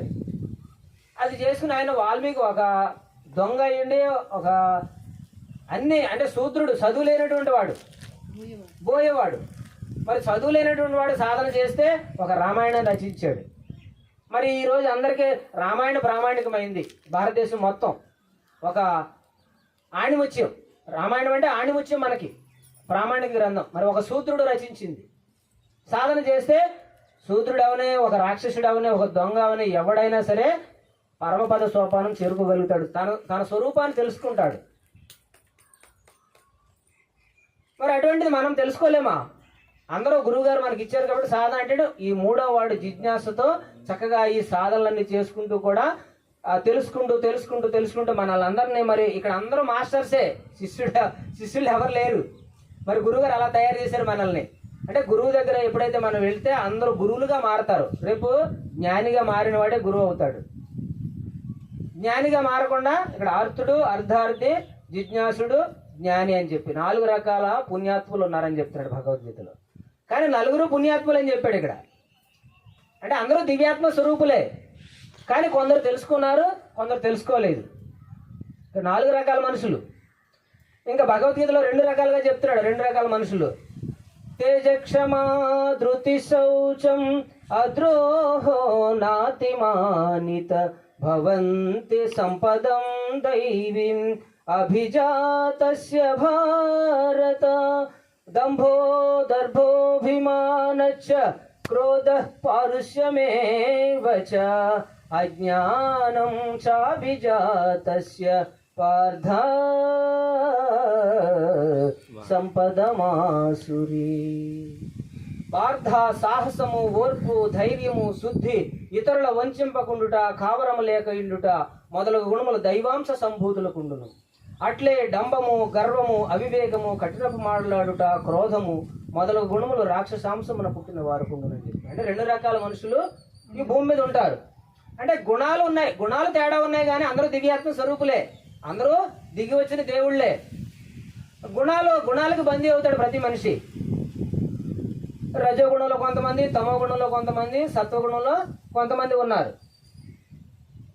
ఎవరైతే ఈ గుణాలను మార్చుకుంటే ఇప్పుడు ధైర్యము, సాహసము, ఓర్పు, శుద్ధి, ఇతరులను ఇబ్బంది పెట్టకుండా ఉండటం, అందరికీ మంచి చేసే వాళ్ళందరూ దైవాంశ సంభూతులు అన్నాడు ఇక్కడ. అలాగే రాక్షసులు అంటే వేరే కొమ్ములేం లేవు వాళ్ళకి. డంబము అంటే లేని గొప్పలు చెప్పుకోవడం, గర్వము, అవివేకము, క్రోధము అంటే విపరీతమైన కోపం, ఇవన్నీ రాక్షస గుణాలు. మరి గుణాలు మారాలంటే ఏం చేయాలి? అసలు మన గురువుగారు ఇచ్చింది ఏంటి?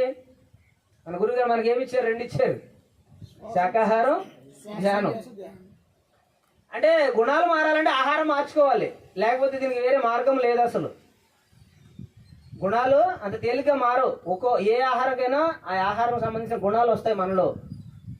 బాగా నిలవ ఉన్న ఆహారాలు తింటే తమో గుణం పెరుగుతుందట. ఫ్రిడ్జ్లో బాగా పెట్టుకుని తింటే, అందరికి ఫ్రిడ్జ్లో ఉన్నాయి, బాగా ఫ్రిడ్జ్లో నిలవ ఉంచుకుని తింటే ఇవాళ రేపుడికి, వారం రోజులకి, వెల్లుండికి అలా తింటే తమో గుణం పెరుగుతుంది. అందులో ప్రోటీన్స్ ఉండవు, నిద్ర, బద్ధకం, ఆలస్యం ఇవన్నీ వస్తాయి తమో గుణం అంటే. రజోగుణం అంటే మాంసాహారాలు బాగా తినడం, మసాలాలు తినడం, కారాలు ఎక్కువ తినడం, పులుపు ఎక్కువ తినడం, ఇవన్నీ రజోగుణానికి సంబంధించినవి. ఇది గుణత్రయ విభాగంలో 14వ అధ్యాయంలో ఉంటుంది. గుణాల గురించి చెప్తున్నాడు ఇక్కడ. గుణాలు మార్చుకోవాలంటే ఆహార విధానాలు మార్చుకోవాలి. దానికి ఉన్న గుణాలకున్న లక్షణాలు చెప్తున్నాడు. తత్ర సత్వం నిర్మలత్వాత్ ప్రకాశకమనామయం సుఖ సంఘేన భద్నాతి జ్ఞాన సంఘేన చానగా.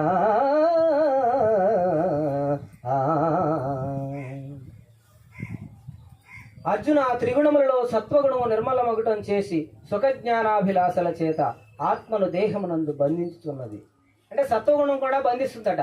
అంటే నేను బాగా మంచి పనులు చేశాను, నేనే గొప్ప అని అహంకారం వస్తుందట. అది కూడా ఆత్మని దేహమునందు ఆత్మ బంధిస్తుందని చెప్తున్నాడు.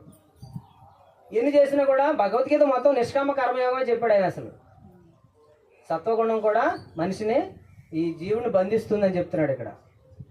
రజో రాగాత్మకం విద్ధి తృష్ణా సంఘ సముద్భవం తన్నిబధ్నాతి కౌంతేయ కర్మ సంగేన దేహినం.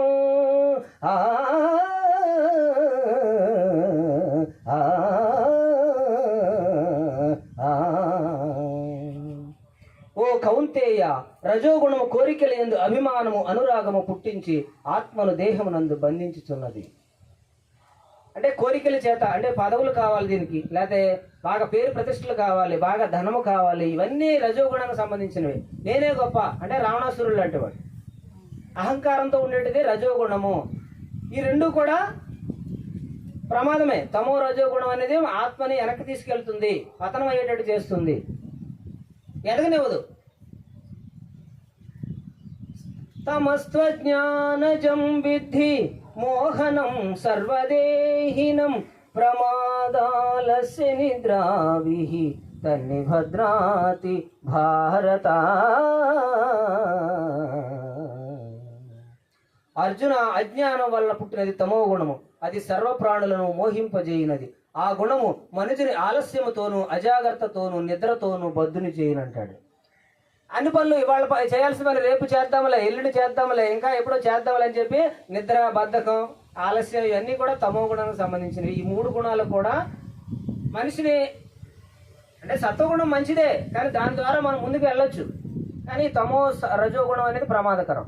అన్ని గుణాలు ఉంటాయి కానీ గుణాలు ఎప్పుడు కూడా సమపాళ్ళలో పెట్టుకోవాల్సిన దానికోసం మనం సాధన చేయాలి. నిరంతరం మన సాధన. ఎందుకంటే గుణాలను ఎప్పుడు కూడా సమపాళ్ళలో ఉంచుకుంటాం, ఏవి పోవు.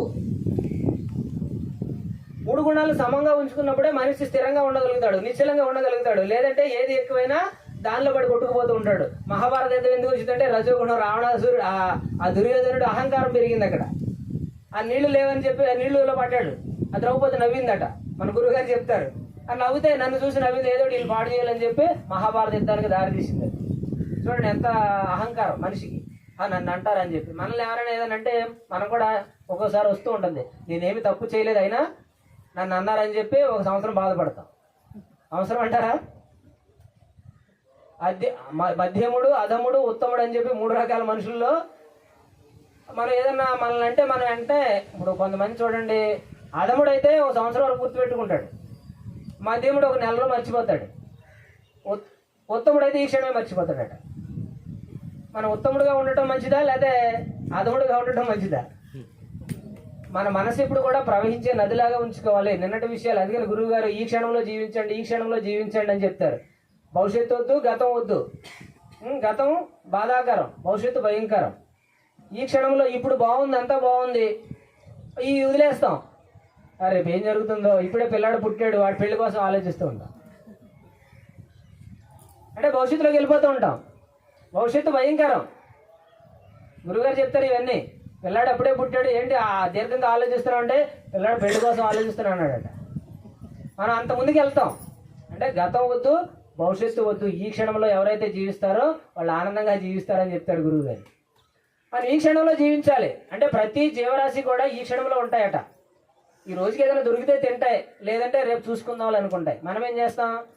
తరతరాలకి సంపాదించాలని ప్రయత్నం చేస్తున్నాం కాబట్టి భవిష్యత్తు ఏంటో మనకి తెలియట్లేదు. ఈ క్షణంలో జీవిస్తే ఇప్పుడు వాటికి భవిష్యత్తు తెలుస్తుంది. ఏదైనా ప్రమాదం వస్తే వాటికి తెలిసిపోతుంది. ప్రతి జీవరాశికి కూడా 84 లక్షల జీవరాశుల్లో మరి మానవుడే అనారోగ్యాలతో, దుఃఖంతో, బాధలతో, అశాంతితో జీవిస్తున్నాడు. కానీ ఏ జీవరాశి కూడా హాస్పిటల్కి పోవట్లేదు. అనారోగ్యాలు రావట్లేదు, కరోనా రావట్లేదు. అవి మూతికి మాస్కులు పెట్టుకున్నాయా? అయినా చావలేదు అవి. మనిషి అన్ని జాగ్రత్తలు తీసుకున్నాడు, శుద్ధిగా ఉన్నాడు, ఇంట్లోనే కూర్చున్నాడు, అయినా చచ్చిపోయాడు. ఏంటి ప్రకృతి చూడండి. అంటే అవి ఏ ప్రకృతిని పాడు చేయట్లేదు, మానవుడు ఒక్కడే ధ్వంసం చేస్తున్నాడు కాబట్టి మానవుడికి ఈ రోగాలన్నీ వస్తున్నాయి, అనారోగ్యాలు వస్తున్నాయి, కష్టాలు వస్తున్నాయి, బాధలు వస్తున్నాయి. అంటే కారణం వాడు చేసుకున్న పనుల వల్ల. ఆ జీవరాశులు పాపం అవి మేలు చేస్తున్నాయి అందరికీ. ప్రకృతి అంతా మనకు మేలు చేస్తుంది. ఈ పంచభూతాలు కానీ జీవరాశులు కానీ చూడండి. గోశాల ఇక్కడ మన గోశాలలో ఉన్నాం. ఆ గోవులు గోసారి గట్టిగా చెప్పలు కొడదాం. అవి మనకి చక్కగా పాలు ఇస్తున్నాయి, మజ్జిగ, వెన్న అన్నీ ఇస్తున్నాయి. ఈ చెట్లు అన్నీ మనకి అన్నీ ఇస్తున్నాయి. ఈ ప్రకృతి అంతా మనకి ఎంతో ఉపయోగపడుతుంటే మనం ఏం చేస్తున్నాం? వాటిని పాడు చేస్తున్నాం. మానవుడు ఒక్కడే ధ్వంసం చేస్తున్నాడు కాబట్టి మానవుడికి ఒక్కడికే రోగాలు వస్తున్నాయి. ఇది తెలుసుకోవాలి మనందరం కూడా. ఇక్కడే ఉంది సృష్టి యొక్క రహస్యం అంతా. నువ్వు ఏదైతే చేసుకుంటున్నావో అదే తిరిగి వస్తుంది. మనం ఇది వదిలేసి ఉన్నాయని పట్టుకుంటున్నాం. ఆ గుడికి వెళ్తే బాగా మంచి జరుగుతుందంట, ఆ గురుగారిని పట్టుకుంటే బాగా మంచి జరుగుతుందంట. ఇంకా ఏం చేస్తున్నాం? మనం చేస్తున్నామా లేదా? పరుగులు తీస్తున్నాం, బయటికి ఎక్కడికెక్కడ పరుగులు తీస్తున్నాం. కానీ ఈ రహస్యం తెలుసుకున్నప్పుడు చక్కగా మన వల్ల, మన ఆలోచన వల్ల కానీ, మన మాటల వల్ల కానీ, మన చేష్టల వల్ల కానీ, మనస వాచ కర్మణ త్రికరణ శుద్ధి, త్రికరణములు. ఈ శరీరంతో ఎవరికి ఇబ్బంది కలగకుండా, ఈ మాటలతో ఎవరిని ఇబ్బంది పెట్టకుండా, మన చేష్టలతో ఎవరిని ఇబ్బంది పెట్టకుండా, మన ఆలోచనలు విత్తనం. అసలు ఇందాక నాన్నయ్య గారు చెప్పారు, ఆలోచనలు బాగుండాలంటే మంచి ఆహారం తీసుకోవాలని చెప్పి. విషతుల్యమైన ఆహారం తింటున్నాం మనం. అందరూ బాగా కెమికల్ చేసి ఆహారాన్ని ఇస్తున్నారు. మళ్ళీ తెల్ల బియ్యం చక్కగా అది తింటున్నాం అందరమే. అన్ని అనారోగ్యాలు వస్తున్నాయి, షుగర్ వస్తుంది, బీపీలు వస్తున్నాయి, మోకాళ్ళ నొప్పులు వస్తున్నాయి, అన్నీ వస్తున్నాయి. ఎంత ధ్యానం చేసినా కొన్ని తగ్గట్లేదు. అంటే విషతుల్యమైన ఆహారం తింటే మరి భూమిలోకి ఏది ఇస్తే అదే మనకి ఇస్తుంది. పాపం భూమి తల్లి, ఈ భూమి మీద ఉన్న 84 లక్షల జీవరాశులకి తల్లి. ఆహారం అన్నీ మనకి భూమి నుంచే వస్తున్నాయి. భూమి, నీరు, గాలి, ఆ సూర్యచంద్రులు, ఈ ప్రకృతి వల్లే మనం జీవిస్తున్నాం. మరి ప్రకృతిని చక్కగా మనం ప్రేమగా చూసుకోవాలి తప్ప వాటిని రకరకాలుగా ఇబ్బంది పెడితే ఆ ఇబ్బందులన్నీ మళ్ళీ తీసుకుంటున్నాం. అసలు ప్రకృతి గురించి ఎంత చెప్పుకున్నా తక్కువే. అసలు ప్రకృతే దేవుడు. ప్రకృతిలోంచి మనం వచ్చాం కాబట్టి ప్రకృతి అంతా దైవమే.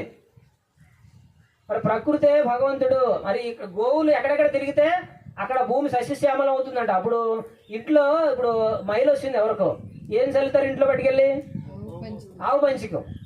మరి అంత పవిత్రమైన ఆవు ఎక్కడెక్కడ తిరిగితే అదంతా శుభ్రపడుతుందట. కృష్ణుడు అందుకని ఆవుల్ని అప్పుడు లక్షలు ఉండేవి ఆవులు. గోపాలుడు అని ఎందుకు పేరు? గోవులకి సంరక్షించాడు ఆయన.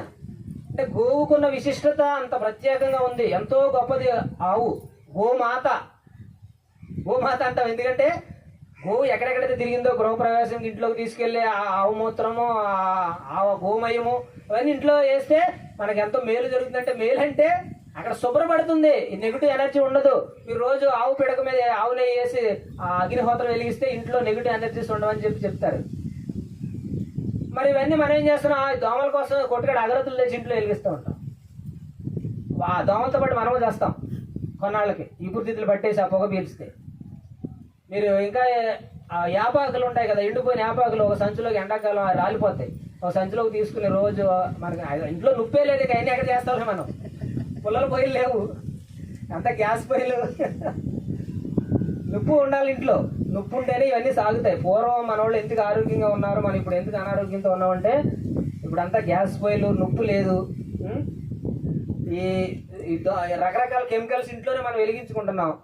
ఇప్పుడు మట్టి, ఇప్పుడు ఆవు పేడతో అలుక్కుని చక్కగా ఉండేవాళ్ళు పూర్వం రోజుల్లో. ఇప్పుడు టైల్స్ అంతా కూడా చెప్పులేసుకుని ఇంట్లో తిరగాల్సి వస్తుంది. అది వాతం చేస్తున్నాయి. భూమిలో తిరిగితే భూమి నుంచి శక్తి వస్తుంది. గురుగారు మరి కొండల్లోకి ఎందుకు తీసుకెళ్తారు మన ట్రెక్కింగ్కి? చెప్పండి. ట్రెక్కింగ్ అంటే ప్రకృతిలో మనం తిరిగినప్పుడు ఆ ప్రకృతిలో వచ్చిన గాలి, ఆ భూమి నుంచి వచ్చే శక్తి, సముద్రం తీరాల్లో ఉన్న ఆ శక్తి, ఆ ప్రకృతి ఎండలో తిరగాలి. మనం ఏం చేస్తున్నాం? బాగా వేడి వస్తే ఏసీలోకి వెళ్ళిపోతున్నాం. వెళ్తున్నామా? ఏసీలోకి వెళ్ళినప్పుడు ఏమవుతుంది? అసలు ఇప్పుడు ఎండ తగలాలి ప్రతి మనిషికి. ఎండలో తిరగకుండా, భూమిలో చెప్పులు లేకుండా నడవకుండా ఉంటే మనకి శక్తి రాదు. పొద్దున్న ఎండ, సాయంత్రం ఎండ మంచిది. 4-5 తర్వాత ఎండ, ఉదయం 7 లోపు ఎండ. మనం కంపల్సరీ ఎండలో తిరగాలి. ఉద్యోగం చేసేవాళ్ళైనా, వ్యాపారం చేసేవాళ్ళైనా. రైతు అయితే ఎప్పుడు ఎండలో ఉంటాడు కాబట్టి మాలాంటి వాళ్ళకి కరోనా టైంలో కూడా మేము మూతికి మాస్కులు పెట్టుకోలే. మా అన్నయ్య నేను అన్ని తిరిగాం, ఏ రోడ్లైనా తిరిగా, భయం లేదు. ఏ రోడ్లన్నా ఏ కంపలేసినా కానీ అవి తీసుకుని వెళ్ళి తిరిగాం. మాకు అసలు భయం రాలా, ఏ హాస్పిటల్కి పోలా. మాకు అసలు ఏమి అప్పుడు ఏమీ లేదు అసలు. మరి ఎంత భయపడి తెచ్చారు అసలు చూడండి. ఇంట్లో నుంచి బయటకు వస్తే చచ్చిపోతామేమని చెప్పి మాకు ఆశ్చర్యం. అలా జరిగిందంటావా అని అనిపిస్తుంది ఇప్పుడు కూడా నాకు.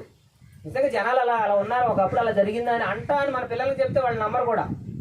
ఎంత మార్పు వచ్చింది చూడండి. అసలు ప్రకృతి విలయతాండం చేసింది ఆ రోజు.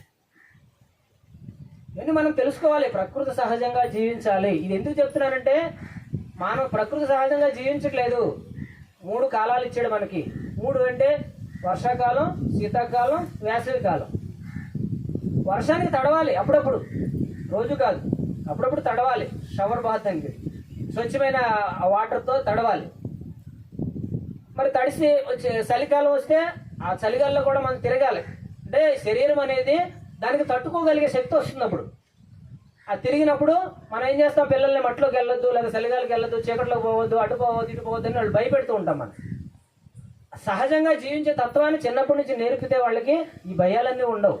ప్రకృతిలో సహజంగా ఉంటారు. మట్టిలో కృష్ణుడు ఎక్కడ మట్టి తిన్నాడు. ఆయన కృష్ణ పరమాత్మ మట్టి తింటే నోరు ఆవలించమంటే ఆ తల్లి యశోద మొత్తం ముల్లోకాలు జీవించాడు. ఆయన ముల్లోకాలు అందరిలోనూ ఉన్నాయి సృష్టిలో. మనందరం ఆయన నుంచి వచ్చిన బిడ్డలమే. మనందరిలో కూడా భగవతత్వం ఉంది. మరి ప్రకృతి సహజంగా ఎప్పుడైతే మనం జీవిస్తామో అప్పుడు ఆరోగ్యంగా ఉంటాం, ముందు ఆనందంగా కూడా ఉంటాం. 4 గోడల మధ్య అపార్ట్మెంట్లో ఏసీలో ఉంటే ఆనందం కూడా రాదు. బయటికి ఇప్పుడు చూడండి, ఒక గదిలో మనకి ఫుడ్ అన్ని పెట్టి అన్ని అందించి ఒక గదిలో బంధిస్తే ఎలా ఉంటుంది మనకి? ఎప్పుడు బయటపడతాం బాబు అనిపిస్తుంది. అందుకనే ఆయన రామదాసు చిలకని బంధించినందుకు ఆయన కర్మ అనుభవించాల్సి వచ్చింది. కర్మ సిద్ధాంతం పంజరంలో పెట్టి ప్రియురాల కోసం ఒక చిలకని ఎన్ని రోజులు అయితే పెట్టాడు అన్ని రోజులు జైల్లో ఉండాల్సి వచ్చింది. అందుకని ఇక్కడ స్వేచ్ఛ ఉంది. అందరూ ప్రకృతి సహజంగా బయట ప్రపంచంలో చక్కగా ఆ ప్రకృతిని ఆస్వాదించినప్పుడే మనం ఆరోగ్యంగా ఆనందంగా ఉంటాం. అందుకని గురువు గారు మనకి అక్కడ బెంగళూరులో ఒకసారి క్లాసు, లేదా హైదరాబాద్లో ఒకసారి, లేదా పేరవరం, అలా రకరకాలుగా సముద్ర తీరాల్లో అక్కడ క్లాసెస్ వెళ్తే మనం విహారాలు చేస్తూ చక్కగా పిల్లలతో వెళ్తే ఆనందాన్ని అనుభవిస్తాం.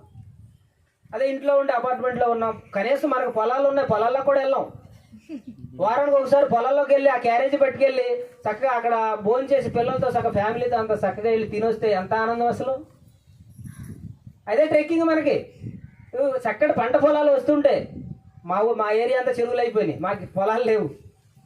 మేము ఎక్కడికో కోరుకోలు లేదా అటు సీసల్లి పశ్చిమ గోదావరికి వెళ్ళి అక్కడ చేస్తున్న పొలాలు. ప్రకృతిలో జీవిస్తేనే ఆనందం వస్తుంది మనిషికి. ఇంట్లో ఉంటే ఆనందం రాదు. మీ ఎంత జ్ఞానమైనా పొందండి. ఈరోజు అందరూ ఆనందంగా ఉన్నామా చెప్పండి? ఎందుకు లేమో తెలుసుకోండి. రైతు కూడా అనారోగ్యాలు పాలవుతున్నాడంటే కారణం విషాన్ని పొలాల్లో జిమ్ముతున్నాడు, భూమిని అంతా విషతుల్యం చేసేసాడు, గోవులు రక్షించట్లేదు. ఇప్పుడు గోవులు పెంచాలంటే వాటి గడ్డి కొయ్యాలి, బోళ్ళంత శ్రమ. ఇవన్నీ అంటే ఇప్పుడు ప్యాకెట్ల పాలకు అలవాటు పడ్డాం మనం అందరం కూడా. ప్యాకెట్ పాలు మంచియేనా?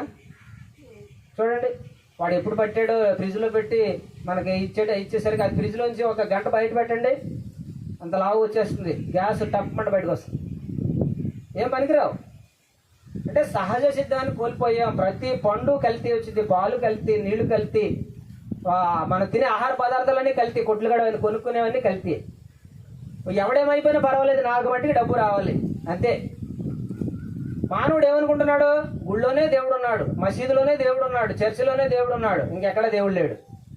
చూడండి, మన భగవద్గీత ఏం చెప్తుంది? అద్వేష్ట సర్వభూతానాం మైత్రః కరుణ ఏవచ నిర్మమో నిరహంకార సమదుఃఖ సుఖక్షమి.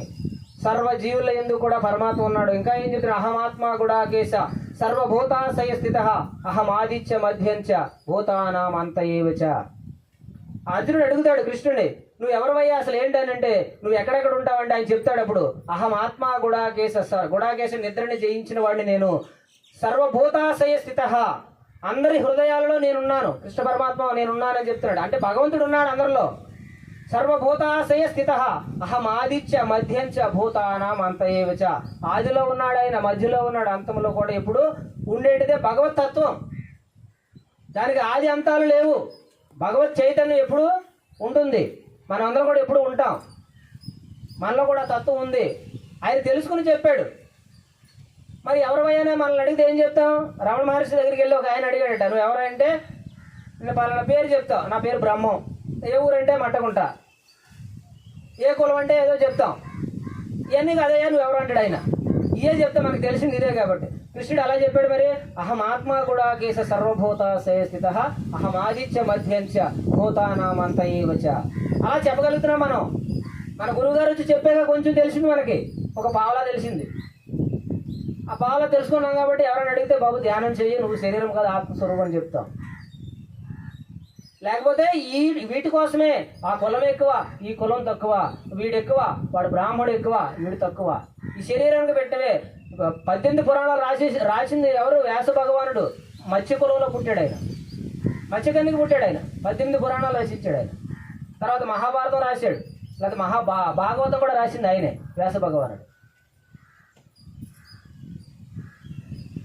ఇక్కడ కులము ముఖ్యము కాదు. ఆ తత్వం ఏంటంటే తత్వాన్ని ఎవరైతే బోధిస్తారో వాడే బ్రహ్మజ్ఞానాన్ని తెలుసుకోవడానికి. మనం బ్రహ్మజ్ఞానం ఇదేంటి బ్రహ్మ విద్య అంటాం. మళ్ళీ ఏదైనా అడిగితే చూడండి, ఏదో బ్రహ్మ విద్య ఊరిని చేసేస్తామంటాం. అంటే బ్రహ్మ విద్య గొప్పదా? తెలుసుకుంటే మన ఏవ మనుష్యాణం కారణం బంధ మోక్షయో. అన్నిటికీ బంధానికి మోక్షానికి మనస్సే కారణం. ఇటువైపు తిప్పేవా బంధంలో ఇరుక్కుంటావు. నాది, నేను, నా పిల్లలు, నా ఆస్తులు అని అనుకుంటే బంధంలో ఇరుక్కుంటావు. అది ఆ మనసుని మోక్షం వైపు తిప్పుతాయి. భగవంతుడే శాశ్వతం. భగవంతుడు ఎక్కడున్నాడు? మన లోపలే ఉన్నాడు. దానికి ఏంటి సాధనలు ఏంటి అని గురువు దగ్గరికి వెళ్ళి అడిగి ఆ సాధనలు చేసేటప్పుడు ఆ మోక్షాన్ని తెలుసుకుంటాం. ఆల్రెడీ ముక్తులోనే ఉన్నాం మనం. పొందాల్సింది ఏమీ లేదంటాడు గురువు గారు. ఆల్రెడీ అదే ఉన్నావు నువ్వు, అహం బ్రహ్మాస్మి. కానీ మర్చిపోయావు, గుర్తు చేసుకోమంటాడు. ఇప్పుడు చెప్పేవాడిని నేనే, వినేవాడిని నేనే. ఎవడు ఎక్కువ కాదు, ఎవడు తక్కువ కాదు. వాడు మర్చిపోయాడు, ఇది గుర్తొచ్చింది. గుర్తొచ్చినాడు గుర్తులేనుడికి చెప్పాలి. ఇదే తత్వం అంటే. అందరికీ చెప్పాలి. తెలిసినవాడు చెప్పబోతే ఇది తప్పు. ఇప్పుడు భీష్ముడు మహాభారత యుద్ధం ఎందుకు జరిగింది అసలు? అక్కడ అన్యాయం జరుగుతుంటే భీష్ముడు కూడా తల వంచి కూర్చున్నాడు ఆ మయసభలో. అందుకని అందరిని చంపేయమన్నాడు కృష్ణుడు. ఈ తాతలు తండ్రులు ఎవడో బతకడానికి వీల్లేదు. అసలు మహాభారత యుద్ధం అందుకే, అసలు భగవద్గీత అందుకే చెప్పాడు కృష్ణుడు. అర్జునుడు ఏడుస్తూ కూర్చున్నాడు, నేను యుద్ధం చేయను, వీళ్ళందరూ నా వాళ్లే, ఇది తాత, నా తండ్రి, గురువు, వీళ్ళందరూ చిన్నాన్న పెదనాళ్ళు అని చెప్పి ఆ బాణాలు పడేసి కూర్చున్నాడు. అక్కడ కూర్చుంటే ఎవడు తాత ఎవడు తండ్రి, అధర్మం చేసినాడు ఎవడైనా ఈ భూమి మీద ఉండడానికి వీల్లేదు. వీళ్ళందరూ అధర్మపరులే.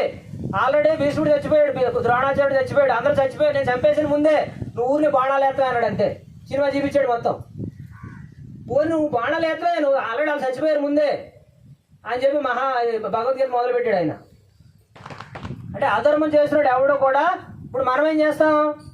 మనవాడు అనుకోండి ఒకలాగా చెప్తావు న్యాయం, వాడు దూరం బంధువు అనుకోండి ఆ ఒకలాగా చెప్తావు న్యాయం. కృష్ణుడు అలా చెప్పలా. మరి నీ తాత, నీ గురువా, నీ తండ్రి అయినా సరే ఎవడో అధర్మం చేశారు వీళ్ళంతా, వీళ్ళు చంపే అన్నాడు. అంతే, యుద్ధంలో చంపేయమన్నాడు. ఎవడు ఎక్కువ ఎవడు తక్కువ, అధర్మ పనులు భూమి మీద ఉండకూడదని చెప్పి మహాభారతం భగవద్గీత వచ్చింది మనకి. అసలు అధర్మం గురించి చెప్పాడు ఆయన. కృష్ణుడు మొదలెట్టిందే ఎవడు అధర్మం చేసిన వాడు భూమి మీద ఉండటానికి వీల్లేదు. యద్యదాచరతి శ్రేష్ఠ తత్తదేవేతరో జన సయత్ ప్రమాణం కురితే లోకస్థ ధనువర్తతే. ఉత్తములు దేనినైతే అనుసరిస్తారో లోకమంతా దాన్ని అనుసరిస్తుంది. ఉత్తముడు దేనిని ప్రమాణంగా అంగీకరిస్తాడో లోకమంతా దానినే అనుసరిస్తుంది. ఇప్పుడు ఉత్తముడు తప్పు చేస్తే, ఒక గురువు తప్పు చేస్తే శిష్యుడు తప్పు చేస్తాడు, కుటుంబ యజమాని తప్పు చేస్తే పిల్లలు తప్పు చేస్తారు, గ్రామ సర్పంచ్ తప్పు చేస్తే గ్రామ ప్రజలందరూ కూడా తప్పు దవలో పోతారు. ఉత్తముడు తప్పు చేయకూడదు, ఒక ఎమ్మెల్యే తప్పు చేయకూడదు, ఒక మంత్రి తప్పు చేయకూడదు. తప్పు చేస్తే ఆ ప్రజలందరూ కూడా తప్పు మార్గంలో వెళ్తారు. ఇప్పుడున్న సమాజం అందుకే ఇలా ఉంది. ఈ సమాజం అందుకే ఇలా ఉంది. ఈరోజు పెద్ద పెద్ద వాళ్ళే తప్పులు చేస్తున్నారు. వాళ్ళ వెనకాల చాలా గోతులు ఉన్నాయి. రాజకీయం అవ్వచ్చు, ఏదైనా అవ్వచ్చు. ఆ తప్పులు జరుగుతున్నాయి కాబట్టి పిల్లలందరూ తప్పు మార్గంలో వెళ్తున్నారు. మనం సీరియల్ చూస్తాం, సినిమా కాడ కూర్చుంటే పిల్లడు ఏం చేస్తాడు? సెల్ ఫోన్ చూస్తాడు. ఏం చూస్తాడో మనకే తెలియదు. వాడి చేతిలో అన్నీ ఉన్నాయి, వయసుతో సంబంధం లేదు. ఈరోజు సమాజం ఇలా ఉండటానికి కారణం పెద్దలు తప్పులు చేస్తున్నారు కాబట్టి పిల్లలు తప్పులు చేస్తున్నారు. యద్యదాచరతి శ్రేష్ఠ తత్తదేవేతరో జన సయత్ ప్రమాణం కురితే లోకస్థ ధనువర్తతే. ఉత్తముడు చాలా జాగ్రత్తగా ఉండాలి. మనం ధ్యానం చేస్తున్నాం, తప్పులు జరిగితే ఏం చేస్తారు? మనల్ని అంటారు, ఇంట్లో వాళ్ళు అంటారు పిల్లలు, అమ్మ నువ్వు ఎందుకు ధ్యానం చేస్తున్నావు, నాన్న నువ్వు ఎందుకు ధ్యానం చేస్తున్నావు, నీ మాట సరిలేదు, ఏం మాట్లాడుతున్నావు అంటాడు. పిల్లడే చెప్తాడు మనకి, ఎన్నాళ్ళ నుంచి ధ్యానం చేస్తున్నాడు, మార్పు లేదు నీలో, ఆ పక్కవాడు అంటాడు. ఏం చెప్పాలి అప్పుడు? సాధన చేయగా మార్పు రావాలి మనలో. మార్పు కోసమే ధ్యానం. నాకు అన్నీ తెలుసు, మహాభారతం తెలుసు, రామాయణం తెలుసు, భగవద్గీత తెలుసు, అన్నీ తెలుసు, కానీ నేను ఏది ఆచరించను. ఏం ప్రయోజనం? తెలుసుకుంటే సమాచారం అది ఆచరణలోకి రావాలి. గురువుగారు అందుకని అందరిని ధ్యానం చేయండి, ధ్యానం చేయండి, ధ్యానం చేయండి. ధ్యానం చేస్తే ఆచరణలోకి వస్తుంది మెల్లిమెల్లిగా. ఏతేంద్రియ మనోబుద్ధి మునిర్మోక్ష పరాయణ విగతేక్షా భయ క్రోధో యసదా ముక్తయేవ సహ. ఎవడు ఇంద్రియములను జయించి దృష్టిని భ్రూమధ్యమును నిలిపి ప్రాణాపాన వాయువులను స్తంభింపజేసి మనస్సును బుద్ధిని స్వాధీనమనర్చుకొని మోక్షాసక్తుడై ఉండునో అట్టివాడే ముక్తుడనబడును. ఇంద్రియములంటే తెలుసు కదా మనందరికీ, 5 కర్మేంద్రియాలు, 5 జ్ఞానేంద్రియాలు. ఎవడైతే ఇంద్రియాలను జయించి దృష్టిని భ్రూమధ్యం అంటే భగవద్గీతలో దృష్టిని మనకి బుద్ధుడేమో శ్వాస మీద ధ్యాస ఇచ్చాడు. కృష్ణుడు చెప్పిందంటే దృష్టిని భ్రూమధ్యం నిలిపి ప్రాణాపాన వాయువులు అంటే సహజమైన శ్వాస, దృష్టిని భ్రూమధ్యం నిలుస్తున్న శ్వాస. కృష్ణుడు చెప్పింది అసలు ఆ ధ్యాన పద్ధతి అయితే ఎవరు చేయలేరు కూడా. ఏం చెప్పాడంటే ఆయన, ఈ నాలుగు తీసుకెళ్ళి కొండనాలకు తగిలించాలి. కేసరి ముద్ర అంటారు దాన్ని. కళ్ళు పైకి పెట్టి చూడాలి, అట్లా చేయాలి ధ్యానం. అలా చేయగా వాడే కళ్ళు మూసేస్తాడు. అది దృష్టిని భ్రూమధ్యంలో నిలిపి ప్రాణాపాన వాయువులను స్తంభింపజేసి మనస్సును బుద్ధిని స్వాధీనం మరచుకుని మోక్షాసక్తుడై ఉండునో అటివాడే ముక్తుడు అనబడని అంటాడు. అంటే మనస్సు బుద్ధి స్వాధీనం చేసుకోవాలి, ఇంద్రియాలని అదుపు చేసుకోవాలి. ఇంద్రియాలు ఏం చేస్తాయి? కళ్ళు చూసిన ఎలా కావాలంటా ఉంటాయి. అది పనికొచ్చేదో పనికిరాదు, దానికి అనవసరం. ఈ మనసుకి మంచి చెడు తెలియదు. అయితే చూసింది ఆ కారు ఎవడికి బాగుంది, నాకు కొనాలంటుంది, డబ్బున్నా లేకపోయినా. చెవులు పనికిరాని విషయాలు వింటూ ఉంటుంది. అది పనికొచ్చేటప్పుడు ఎవరు అమ్మలక్కలు వచ్చి కవులు చెప్తారు చక్కగా, అది మంచి వచ్చాడు వినకపోతే బాగోదు అని చెప్పి చెవాళ్ళకి ఇచ్చి మొత్తం ఆ చెత్త అంతా లోపలేసుకుంటారు. ఇప్పుడు పక్క వాళ్ళ ఇంట్లోకి వచ్చి చెత్త వేస్తే ఊరుకుంటామా? మన ఇంట్లో వేస్తే. కానీ ఆ పనికిరాని విషయాలు మట్టికి చక్కగా చెవి వేసి లోపలేసుకుంటాం. దాన్ని పోగొట్టుకోవడానికి 1 నెలకు ధ్యానం చేయాలి. అంటే చెవు పనికిరాని విషయాలు వెంట వెళుతుంది, కళ్ళు చూసిన ఎలా కావాలంటున్నాయి. నోరు ఏం చేస్తుంది? పనికిరాని మాటలు మాట్లాడుతుంది. చూడండి, ఎవరైనా ఒక 100 మంచి మాటలు చెప్పి ఒక చెడ్డ మాట చెప్తే అది పట్టుకుంటుంది ఈ మనసు. అదే గుర్తుంటుంది, ఉన్నాయని గుర్తుండవు. నాలుక పనికిరాని మాటలు మాట్లాడుతుంది. పనికిరాని తింటుంది, మళ్ళీ రుచిగా కావాలి దానికి. 2 పనులు చేస్తుంది నాలుక.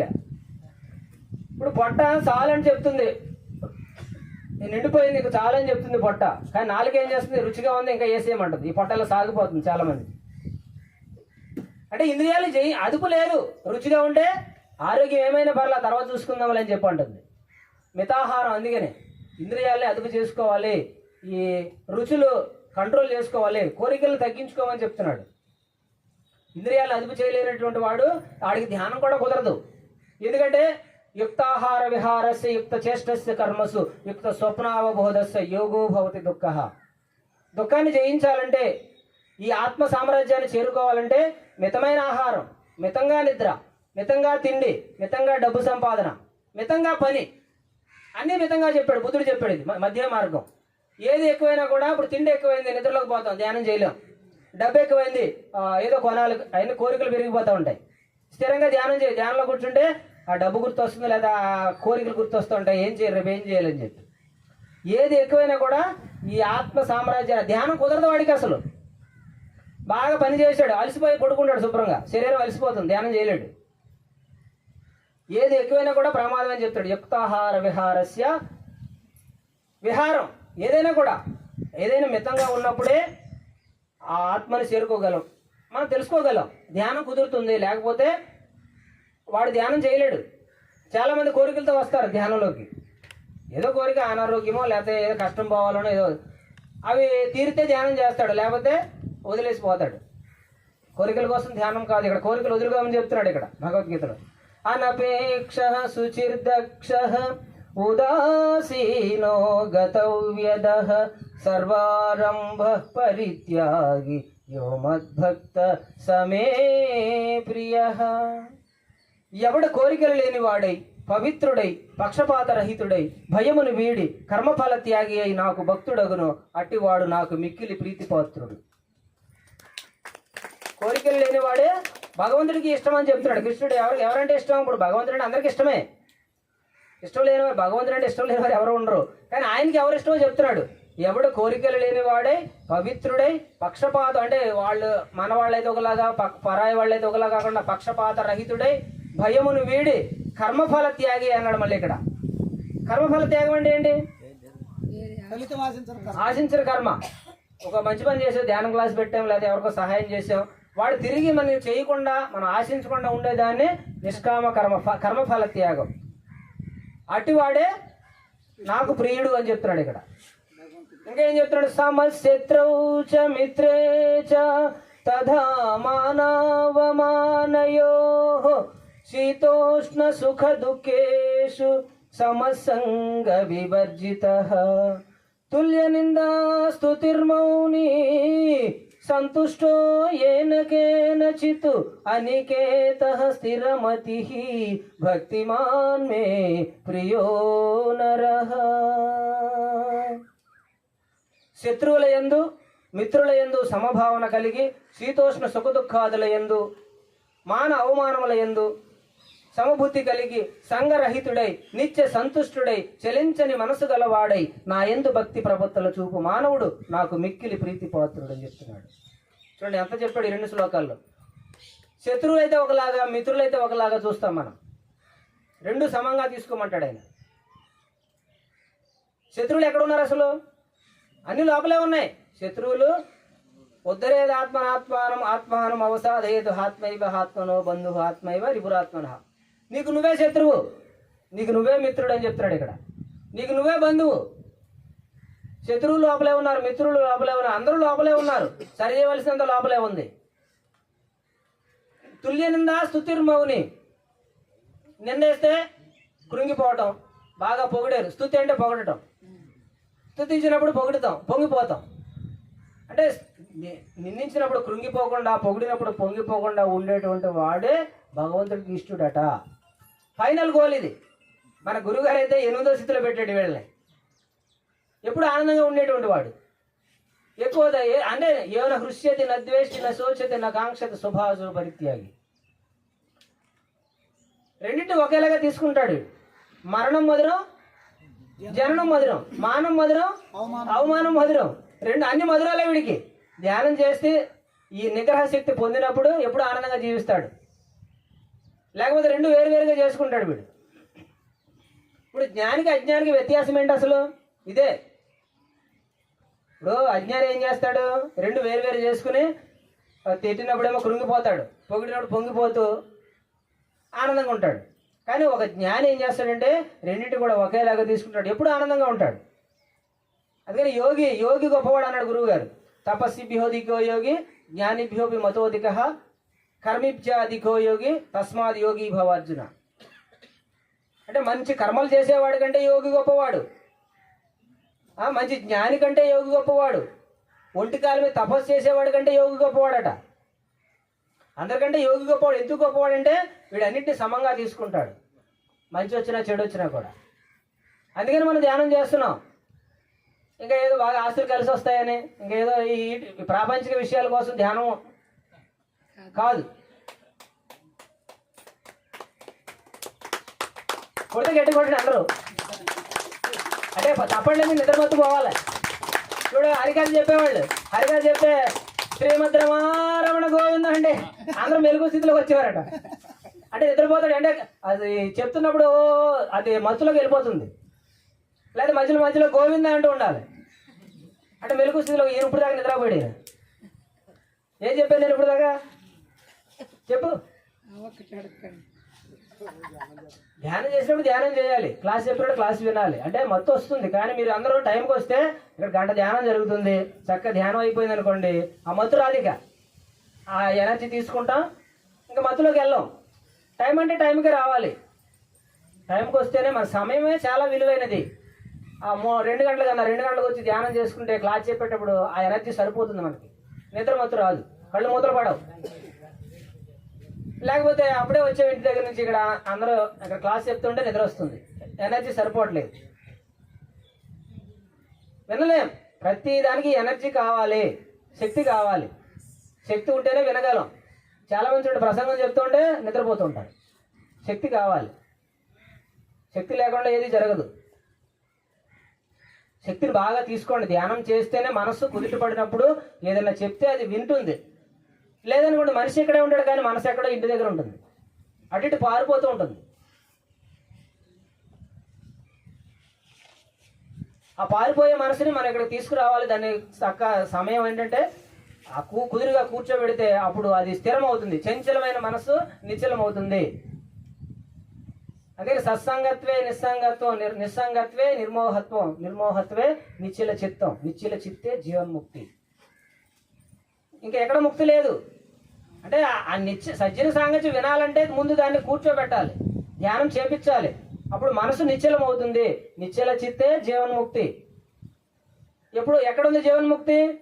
ఎప్పుడో ఒక 100 జన్మలు ఎత్తిన తర్వాత వస్తుందా? ఇప్పుడే వస్తుందా? ఈ క్షణమే ఇప్పుడే అనుకుంటే ఇప్పుడే వస్తుంది. అదే చెప్తాడు అష్టావక్రుడు జనక మహారాజుకి. ఎప్పుడో ముక్తి వస్తుందా అని అడుగుతాడు. ఎప్పుడు వస్తుందని అనుకుంటే ఇప్పుడే వస్తుంది అంటాడు ఆయన. మనం ఏమనుకుంటాం? గురువుగారు కూడా అదే చెప్తారు, అనుకుంటే ఇప్పుడే వచ్చింది ముక్తి మీకు అంటాడు పత్రి సార్. మనందరం అనుకుంటున్నామా? ఎన్నో కర్మలు చేసాం, అనేక జన్మలుగా కర్మలో గుట్ట ఉంది, అవన్నీ అయిపోవాలంటే ఇంకా 100 జన్మలు ఎత్తాలి. నేను ఎత్తుదామా? ఈ జన్మ ఆఖరి జన్మ చేసుకోవాలి, ఈ జన్మే ఆఖరి జన్మ చేసుకోవాలి. ఇప్పుడే ఆ ముక్తి మోక్షంలో ఉండాలి. మోక్షం అంటే ఏమీ లేదు, శుభాశుభ పరిత్యాగి.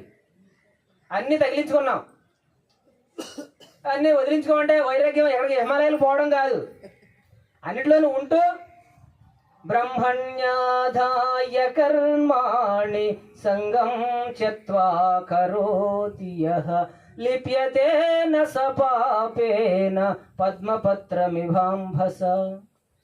ఎవరు ఫలాపేక్ష కాంక్షింపక బ్రహ్మార్పణముగా కర్మలను ఆచరించునో అతడు తామరాకు నీటి బిందువు అంటని రీతిగా పాపమున చిక్కుబడడు. ఇక్కడ ఎంత చక్కగా చెప్పాడు చూడండి. పాపం ఎందుకు వస్తుందంటే ఇవన్నిట్లో ఇరుక్కుని నాది నేను ఇదంతా నేనే చేస్తున్నాను, ఈ సంసారం అంతా నెత్తిరేసుకుని నేనే మోస్తున్నాను, ఈ యుద్ధం నేను చెయ్యాలా, నేను చేయను, అందరూ నేను చంపను, ఇది అందరిని చంపితే నాకు పాపం వస్తుంది అన్నాడు అర్జునుడు. నువ్వెవడమే చేసేది, నేనే చేయించున్నాను ఎన్ని అంటాడు ఆయన. మనలో ఉండి ఆయనే చేయిస్తున్నాడు. అలాగని చెడు పని చేస్తే ఆ ఫలితం వస్తుంది, శరీరంతో ఏది చేసినా వస్తుంది. కానీ మనం ఎప్పుడు కూడా భగవంతుడే చేయిస్తున్నాడు భావంతో ఉన్నప్పుడు కృష్ణార్పణం, రామార్పణం, నీకేమి సంబంధం లేదు, అప్పుడు ముక్త స్థితిలో ఉంటావు.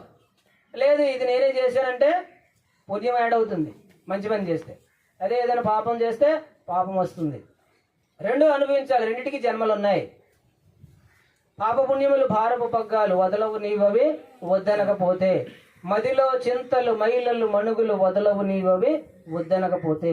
ఏదైనా నువ్వు వద్దనాల్సిందే, ఎవడు వచ్చి తీసేవాడు లేడు, నీ సాధన ద్వారా నువ్వు తెచ్చుకోవాల్సిందే. మనం సాధన చేస్తేనే అవి వస్తాయి.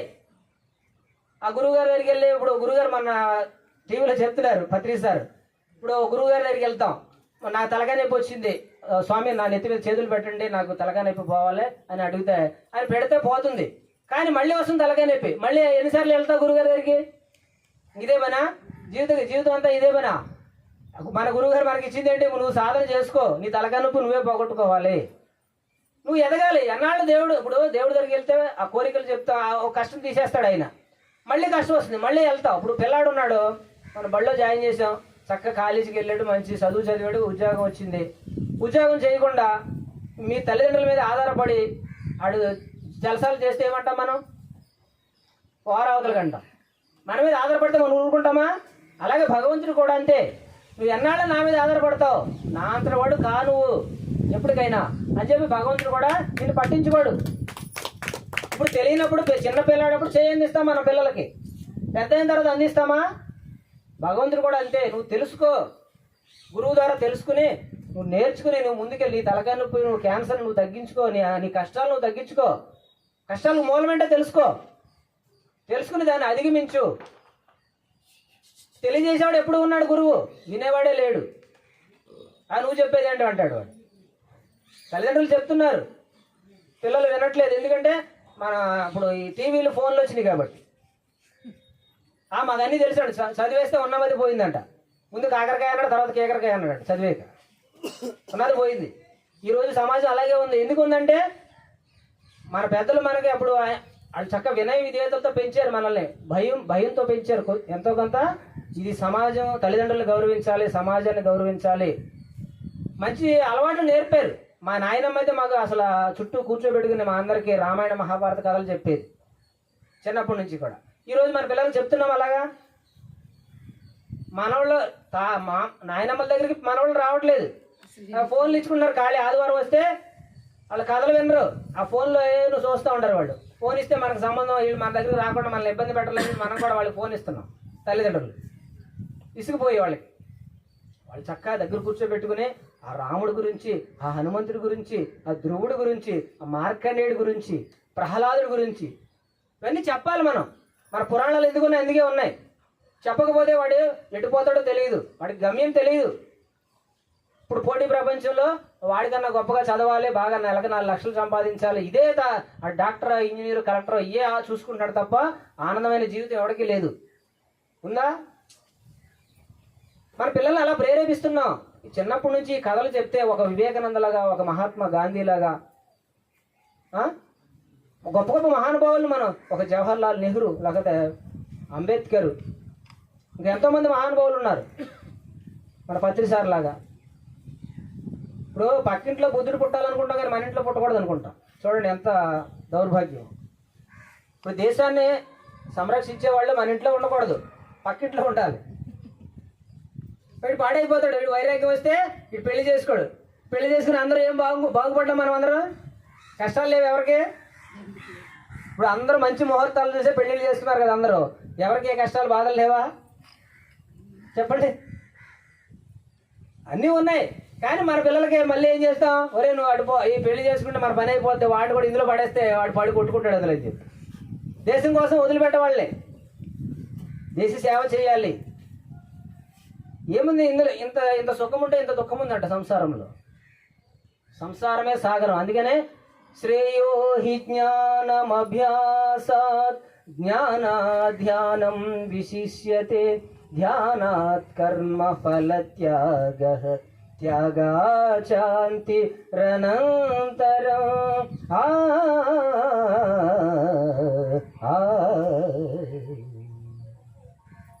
అభ్యాస యోగము కన్నా జ్ఞానము, జ్ఞానము కన్నా ధ్యానము, దానికన్నా కర్మఫల త్యాగము శ్రేష్టము. అట్టి త్యాగము వల్ల సంసార బంధనము తొలగి మోక్ష ప్రాప్తి సంభవిస్తున్నది. అభ్యాస యోగం అంటే రోజు చేసే పనుల కంటే ఇలాంటి జ్ఞానం సంబంధించింది గొప్పది అని చెప్తాడు. జ్ఞానము కన్నా ధ్యానము గొప్పది, దానికన్నా కర్మఫల త్యాగము శ్రేష్టము. కర్మఫల త్యాగం అసలు ప్రతి శ్లోకంలో కూడా భగవద్గీతలో కర్మఫల త్యాగి, కర్మఫల త్యాగి, కర్మఫల త్యాగి అంటాడు ఆయన.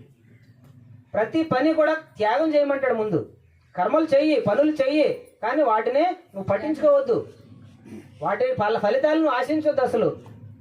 అట్టి కర్మఫల త్యాగి అలా ఉన్నప్పుడు సంసార బంధనము తొలగి నీకు మోక్షం వస్తుందని చెప్తున్నాడు.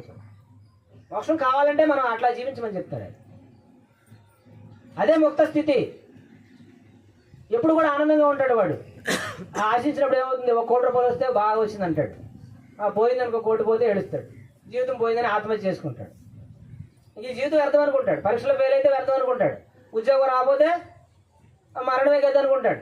పత్రికారు చెప్తారు, మా తల్లిదండ్రులు నన్ను నీకు కలెక్టర్ అవ్వలేదని చెప్పి తిట్టారట. ఆ ట్యాంక్ బండ మీదకి వెళ్ళి నేను దూకేద్దాం అనుకున్నాడంట ఆయన, మన గురువు గారు. ఆ నీళ్లు చల్లగా ఉన్నాయని చెప్పి వచ్చేసానని చెప్తాడు ఆయన. లేకపోతే దూకేవండి, ఆ నీళ్లు చల్లగా ఉంటాయని చెప్పి వచ్చేసానని చెప్పి గురువు గారు చెప్తారు. అలాగే తల్లిదండ్రులు మనం ఏం చేస్తామంటే పిల్లల్ని అలాగే పెంచుతున్నాం. జీవితం అంటే కష్టం ఉంటుంది, సుఖం ఉంటుంది, లాభం ఉంటుంది, నష్టం ఉంటుంది. రాత్రి ఉంది, పగలు ఉందా లేదా? మరి ఈ పగలు అయిపోతే రాత్రి వస్తుంది, చీకటి వస్తుంది. అలాగే చీకటి వద్దంటామా?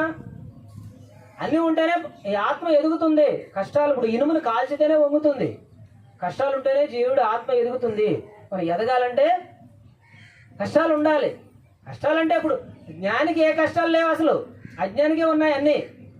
జ్ఞాని ఏం చేశాడు? దీని నుంచి ఏం పాఠం నేర్చుకోవాలో అది నేర్చుకుందాం అనుకుంటాడు. ఇప్పుడు పిల్లాడు పరీక్షలు వచ్చినాయి, ఆ రాయిని నేనండి మానేస్తే వాడు ఎదుగుతాడా? 10th క్లాస్ పాస్ అవుతాడా? పరీక్ష రాస్తేనే వాడు పాస్ అవుతాడు, మళ్ళీ ఇంకో క్లాస్కి వెళ్తాడు. మనము ఇప్పుడు ఈ జ్ఞానాన్ని నేర్చేసుకుంటే ఈ భూమి అనే పాఠశాలలో మొత్తం అన్నీ కూడా నేర్చేసుకుంటే ఉన్నతమైన లోకాలకు వెళ్తారని గురువుగారు చెప్తున్నారు. మోక్షం అంటే ఏంటి? ఉన్నత లోకాలకు వెళ్ళటం. ఇంకా ఎన్నెన్నో ఉన్నత లోకాలు ఉన్నాయి. ఈ భూమి ఒకటే కాదు, ఈ భూమి మీద పాఠశాలలు ఇక్కడ నేర్చుకుంటే ఇంకా ఉన్నతంగా ముందుకు వెళ్తాం. లేకపోతే ఆ ఎల్కేజీలోనే ఉంటాడు, ఆ 10th క్లాస్లోనే ఉంటాడు. సేమ్ అదే పని మళ్ళీ చేయాలి. ఇప్పుడు 10th క్లాస్ ఫెయిల్ అయ్యాడు, మళ్ళీ 10th క్లాస్ రాయాలి వద్దా? మరి పిల్లలు ఆ పాఠాలు మనం రాస్తామా? ఎవడు హోంవర్క్ వాడే చేయాలి. నీకేం తెలియదు అబ్బాయి అని చెప్పి తల్లిదండ్రులు ఏం చేస్తాం, వాడి పనులన్నీ మనమే చేస్తూ ఉంటాం. వాడు హోంవర్క్ మనం చేస్తే వాడు మళ్ళీ ఇంకా ఎన్నో జన్మలు ఎత్తాల్సి ఉంటుంది. నేను కలెక్టర్ అవ్వలేకపోయాను, నువ్వు ఎవరానైనా అంటాం. ఈడు ఏం పర్పస్ మీద వచ్చాడు అది మర్చిపోతాడు, తల్లిదండ్రుల కోసం జీవిస్తాడు. అంటే జన్మ వేస్ట్ అయిపోతుంది. వాడు ఏదో చేయాలని వచ్చాడు, వాడు చేయమండి, చెప్పండి, మంచి చెడు చెప్పండి. బుద్ధుడిది చెప్పాడు, కృష్ణుడిది చెప్పాడు, రాముడిది చెప్పాడు, పత్రిసారిది చెప్పాడు, మహానుభావులు ఇవి చెప్తున్నారు. అవి ఇప్పుడు భగవద్గీత మొత్తం చెప్పి కృష్ణుడు ఏం చెప్పాడంటే యథా ఇచ్చేసి తదాకురు అన్నాడు. నీ ఇష్టం వచ్చినట్టు చెయ్యి, నేను చెప్పానని అన్నీ చేయొద్దు నువ్వు అన్నాడు. నీకు నచ్చింది చెయ్యి అన్నాడు ఆయన. మనం ఏం చేస్తాం మన పిల్లల్ని, నేను చెప్పిందే విను అంటాం, నేను పెద్దవాడిని నీకేం తెలియదు అంటాం మనమా? అట్లా కాదు. అంటే మంచి చెడు చెప్పాల్సిన బాధ్యత అందరికీ ఉంది. కానీ అది ఆడు ఏది చేయాలని కూడా అది చేయనివ్వండి. ప్రతి ఆత్మకి స్వేచ్ఛ ఉంది. భర్త భార్య ఎవరిని బంధించడానికి లేదు. బంధిస్తే ఆ చిలకను బంధించినట్టే ఆ కర్మ యాడవుతుంది. మళ్ళీ రామదాసు చిలకను బంధించినట్లుగా భర్త భార్యను బంధించాడు. బయటికి నువ్వు ఎక్కడికి వెళ్ళడానికి వీల్లేదు, ఇది చేయడానికి వీల్లేదు, అది చేయడానికి వీల్లేదు అని చెప్పంటే ఆ కర్మ వల్లే అతను అనుభవించాలి. అలాగే భార్య కూడా, పిల్లల్ని కూడా, ఏదైనా కూడా ఈ భూప్రపంచంలో స్వేచ్ఛా జీవులు.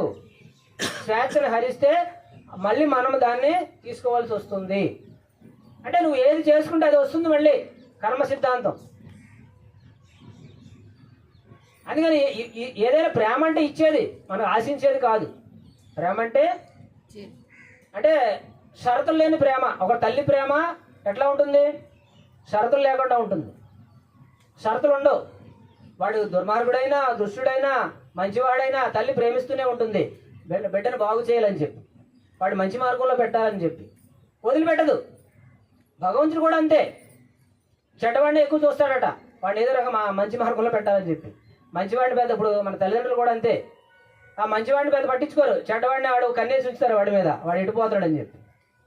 అది ఏదో లైన్లో పెట్టాలి, వాడిని మంచి మార్గంలో పెట్టాలని చెప్పి. మనమేమనుకుంటాం, చెడ్డవాడిని బాగా ప్రేమిస్తున్నాడు మా నాన్న మా అమ్మ అని చెప్పి, నన్ను పట్టించుకోవట్లేదంట మంచివాడిని. వీడిని పట్టించుకోవాలి, ఇది తెలిసిపోయింది, వీడు ఎందుకు పట్టించుకోవడం? ఇంకా వీడు ఎలాగైనా పోతాడు, వీడి దారి తెలిసింది వీడికి. తెలియని వాడికి దారి చెప్పాలి కానీ తెలిసిన వాడికి చెప్పాలా? అవసరం లేదు వాడికి. తెలిసిన వాడు ఎలాగైనా పోతాడు, తెలియని వాడికి దారి చెప్పాలి. అందుకని మన అందరం ఏంటంటే మాస్టర్లుగా తయారయ్యి మరి గురువుగారు మన అందరినీ తెచ్చుకున్నారని చెప్పి చెప్తున్నారు మనకి. మనందరం అక్కడక్కడ వచ్చాం, అందరికీ ధ్యానం చెప్పడానికి వచ్చాం. మనుష్యాణం సహస్రేషు కచ్చిది యతతి సిద్ధయే యతతామభి సిద్ధానం కచ్చిన్వాం వేత్తి తత్వతః. వేల కొలది జనులలో ఏ ఒక్కడో జ్ఞానసిద్ధి కొరకు ప్రయత్నించినా అట్లు ప్రయత్నించిన వారిలో ఒకానొకడు మాత్రమే నన్ను యథార్థముగా తెలుసుకొనగలుగుతున్నాడు. అంటే భగవంతుడు తెలుసుకోగలిగేది ఈ వేల మందిలో ఏ ఒక్కడే అని చెప్పి అమ్ముతున్నాడు. అంటే 100కి 5% ఉంటారు ధ్యానం తెలుసుకునే వాళ్ళు. గురువుగారు చెప్పింది ఏంటంటే 100కి 5% ఉంటారు. వాళ్ళందరికీ ధ్యానం చెప్పండి, వెళ్ళి పర్సెంట్ చెప్పుకుంటూ వెళ్ళిపోతాం. ఆ 5% ఎక్కడో ఎవడో ఒకటి బయటకు వస్తూ ఉంటాడు మనకలాగా.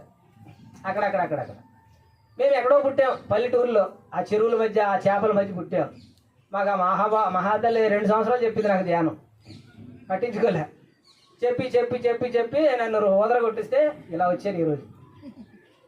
అంటే ఎక్కడ ఉంటామో వాళ్ళు అందుకోగలిగే స్థితి దాకా ఆవిడ అంటే అది ప్రణాళిక. ఎందుకు చెప్తామో తెలియదు వాళ్ళకి, చెప్తూనే ఉంటాం. రా బాబు ధ్యానం చేయి బాగుంటుంది అంట. అలా చెప్పగా ఈరోజు నేను ఈ 4 ముక్కలు నేర్చుకోగలిగాను. అలా మన ప్రతి ఒక్కరికి, ఆ పక్కింటి వాడు మన పక్కనే ఉంటాడు, వాడికి ధ్యానం తెలియదు, చెప్పాలి. వాడికి ఎదురింటి వాడికి చెప్పాలి, మన చుట్టాలకి చెప్పాలి. వింటాడా? చాలామంది ఏం చెప్తారంటే నా దగ్గరికి వచ్చి, బాబు వినట్లేదండి ధ్యానం అంటే. ముందు శాకాహారం గురించి చెప్పొద్దు ఎవడికి. శాకాహారం అంటే వాడు ధ్యానాన్ని వదులుకుంటాడు. మేము ధ్యానానికి వచ్చిన తర్వాత కూడా తిన్నాం చాలాళ్ళు. ఈరోజు ఇంటిల్లి పోది పిల్లలతో సహా శాకాహారులుగా మారాం. ఇప్పుడు అన్నప్రాస రోజున ఆవకాయ పచ్చడి పెట్టాం ఎవడికి, వాడు వినడు. ఎందుకంటే మొట్టమొదటి రోజున చెప్తే వాడు పారిపోతాడు. కఠినంగా ఉండకూడదు, ఏదైనా సరే ఆత్మజ్ఞానం కూడా కఠినంగా ఉండకూడదు.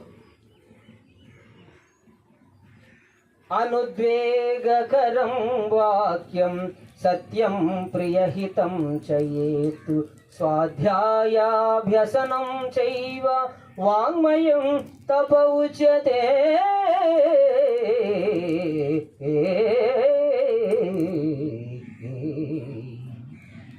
ఇతరుల మనసు నొప్పింపనిది ప్రియము హితములతో కూడిన సత్యభాషణము వేదాధ్యయనం అనర్చుట మొదలగునగా వాచిక తపస్సు అని చెప్పబడింది.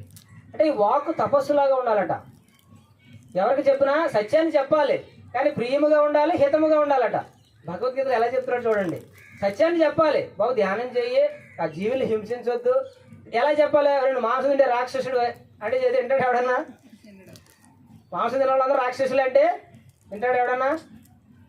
బాబు సత్యాన్ని చెప్పాలి, కానీ ఒరే నీకు వేలు తెగితే ఎంత బాధ వస్తుంది? వేలు తెగితే బాధ వస్తుందా? అట్లాగే ప్రతి జీవికి బాధ ఉంది. సత్యాన్ని చెప్పాలి. ఎలా ఉండాలి? ప్రియముగా ఉండాలి, హితముగా ఉండాలి. వాడికి వినేలాగా చెప్పాలి, వినేలాగా చెప్పాలి. మనం అలా చెప్పకుండా వీళ్ళందరూ మాంసం తిన వాళ్ళందరూ సునామీ వచ్చి కొట్టుకుపోతారు లేదా చచ్చిపోతారంటే ఆడు ఎక్కడ చేస్తాడు ధ్యానంగా? చేయడు, ఎవడు చేయడు. హితముగా చెప్పాలి, ప్రియముగా చెప్పాలి. గురువుగారు అదే చెప్పారు మనకి. అందరికి వెళ్ళాలి, మనం మాంసాహారం ఇంటికి వెళ్ళాలి, వెళ్ళి వాళ్ళకి ప్రేమతో చెప్పాలి. మనం వింటాడు వాడు. ఒకరోజు వినడు, రెండో రోజు వినడు, మూడో రోజు వింటాడు. మనం వెళ్ళపోతే ఎలా? ఆడు మన ఇంటికి వస్తాడా? ఇప్పుడు మన వాళ్ళు ఎవరు ధ్యానం చేయట్లేదు, సజ్జన సాంగత్యానికి బలవంతంగానైనా ఇక్కడ భోజనాలు పెడుతున్నారు, తీసుకురావాలి. భోజనానికి వస్తాడు వాడు. భోజనానికి వచ్చిన తర్వాత ఏం చేయాలి? ధ్యానంలో కూర్చోబెట్టి కాసేపు రెండు ముక్కలు చెప్తే ఓహో ఏదో రెండోసారి వింటాడు వాడు. ఆ ముందే నువ్వు అన్నీ మానేసిన తర్వాత రా అంటే వస్తాడా? ఇప్పుడు వాల్మీకిని నువ్వు అన్ని మానేసిన తర్వాత ధ్యానం చేయమని చెప్పాడు నారద మహర్షి. సప్తఋషులు ఏదో మంత్రం ఇచ్చారు, ఇది జపించి నీకు అన్ని, నీకు ఏది చెడు అయితే అది పోతుంది, ఏది మంచి అది వస్తుంది నీకు అని చెప్పాడు. నీలో ఏదైతే చెడు ఉందో, దొంగతనాలు, దోపిడీలు ఇవన్నీ ఉన్నాయి వాళ్ళు. ఇది మంత్రం జపించు, నీకు జపించగా నీలో ఉన్న చెడు పోతుంది. ఆ మంచి ఏదైతే భగవత్ తత్వం ఏదైతే ఉందో అది నీ లోపలికి వస్తుందని చెప్పి వెళ్ళిపోయారు వాళ్ళు. ఈయన ఏం చేశాడు? 400 సంవత్సరాలు జపించాడు. అది జపిస్తూనే ఉన్నాడు. పుట్టాలు మొలిసిపోయినాయి ఆయన మీద. వాల్మీకి అయిపోయాడు. పేరు ఎందుకు మంది? రత్నాకరుడు. వాల్మీకి పేరు వచ్చింది. మళ్ళీ వచ్చారు అదే దారిలో వాళ్ళు. ఓ ఇంకా చేస్తున్నాడు ఈయనని చెప్పి ఆయన లేపి, బాబు నీ తపస్సు అయిపోయింది, నువ్వు రామాయణం రచించని చెప్పి వెళ్ళిపోయారు మళ్ళీ వాల్మీకి. అట్లా ఉంటుంది. ఏదైనా అంటే ప్రియముగా చెప్పాలి, హితముగా చెప్పాలి, అందరికీ చెప్పాలి. విన్నాడా వినలేదు నీకు సంబంధం లేదు. కర్మణ్యేవాధికారస్తే మా ఫలేషు కదాచన మా కర్మ ఫలహేతుర్భూ మాతే సంగోస్త్వ కర్మణి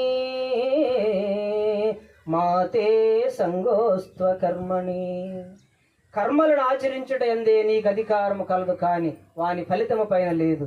నీవు కర్మఫలమునకు కారణము కారాదు, అట్లని కర్మలను చేయటం మానరాదు. కర్మలు చేయడానికే నీకు అధికారం ఉంది, ఫలితాల మీద నీకు లేదు. ఆడు మారతాడా మానతాడా నీ ఇష్టం, నీ సంబంధం లేదు. భగవంతుడు చూసుకుంటాడు పైన. చెప్పేవా లేదా? నీకు చెప్పాలి, నీకు తెలిసింది చెప్పుకుంటూ వెళ్ళాలి. చెప్పకపోతే నీది తప్పు. కర్మలు చేయడానికి అధికారం ఉంది, కానీ ఫలితాల మీద ఎవరికి అధికారం లేదు. ఏదో ఎలా వస్తుందో, ఎటు నుంచి వస్తుందో నీకు సంబంధం లేదు. కర్మలు చేసుకుంటూ వెళ్ళు. ఓ పాపకర్మ వస్తుందని ఏదో వస్తుందని చెప్పి అట్లని కర్మలను చేయటం మానరాదు. పనులు మానేసి సోమరిగా ఉండొద్దు. కర్మలు అధికంగా చేసుకుంటూ వెళ్ళు. ఏదో ఒకటి నీకు దోషం చేసుకుంటూ వెళ్ళు. అందులోంచి జ్ఞానాన్ని పొందు. మంచి వస్తుంది, చెడు వస్తుంది. చెడు వచ్చినప్పుడు ఈ చెడు చేయకూడదని అడిగి జ్ఞానం వస్తుందట. అంటే చెడ్డవాడి నుంచి నేర్చుకోవచ్చు, దొంగవాడి నుంచి కూడా నేర్చుకోవచ్చట. 64 కళల్లో దొంగతనం కూడా ఒక కళేనట. అంటే దాని నుంచి కూడా నేర్చుకోవాలి మనిషి. అంటే అలా ఉండకూడదు, చెడ్డవాడిని చూసి అలా ఉండకూడదని నేర్చుకోవాలి. ఇప్పుడు మహాభారతం ఉంది, అన్నదమ్ములందరూ కొట్టుకు తెచ్చారు. ఏమి నేర్చుకోవాలి? అట్లా ఉండకూడదని నేర్చుకోవాలి. ధర్మరాజు లాంటి అంత గొప్ప మహానుభావుడు జోదం ఆడాడు. ఆడితే ఏమయ్యాడో తెలిసింది కదా. జోదం ఆడితే ఏమవుతుంది? జోదం ఆడకూడదని తెలుసుకోవాలి. ధర్మరాజు అంతటి వాడే ఆడాడు జోదం, నేను ఆడితే వచ్చిందంటే ఏమవుతాడు? వీడు అడవులు పాలవుతాడు, మొత్తం పోగొట్టుకుంటాడు, బెకార్ అవుతాడు. మనం చాలా మంది అలా తీసుకుంటారు. గొప్పవాళ్ళు ఆడారు కదా, మనం ఆడితే ఉంటుందండి. రాముడు మాంసం తిన్నాడంటే మనం తింటే వచ్చిందంటాడు వీడు. ఇది తెలియదు వీడికి. అంటే అలా ఉండకూడదని తెలుసుకోవాలి. మహాభారతంలో అన్నదమ్ములు కొడుకు తెచ్చారు, అలా అది ఉండకూడదని అక్కడ నేర్చుకోవాలి. రామాయణం ఏం నేర్చుకోవాలి మనం? అలా ఉండాలని నేర్చుకోవాలి. అన్నదమ్ములు కొట్లాడుకోలేదు రాజ్యాల కోసం, ఆస్తుల కోసం ఎవడో కొట్లాడుకోలే.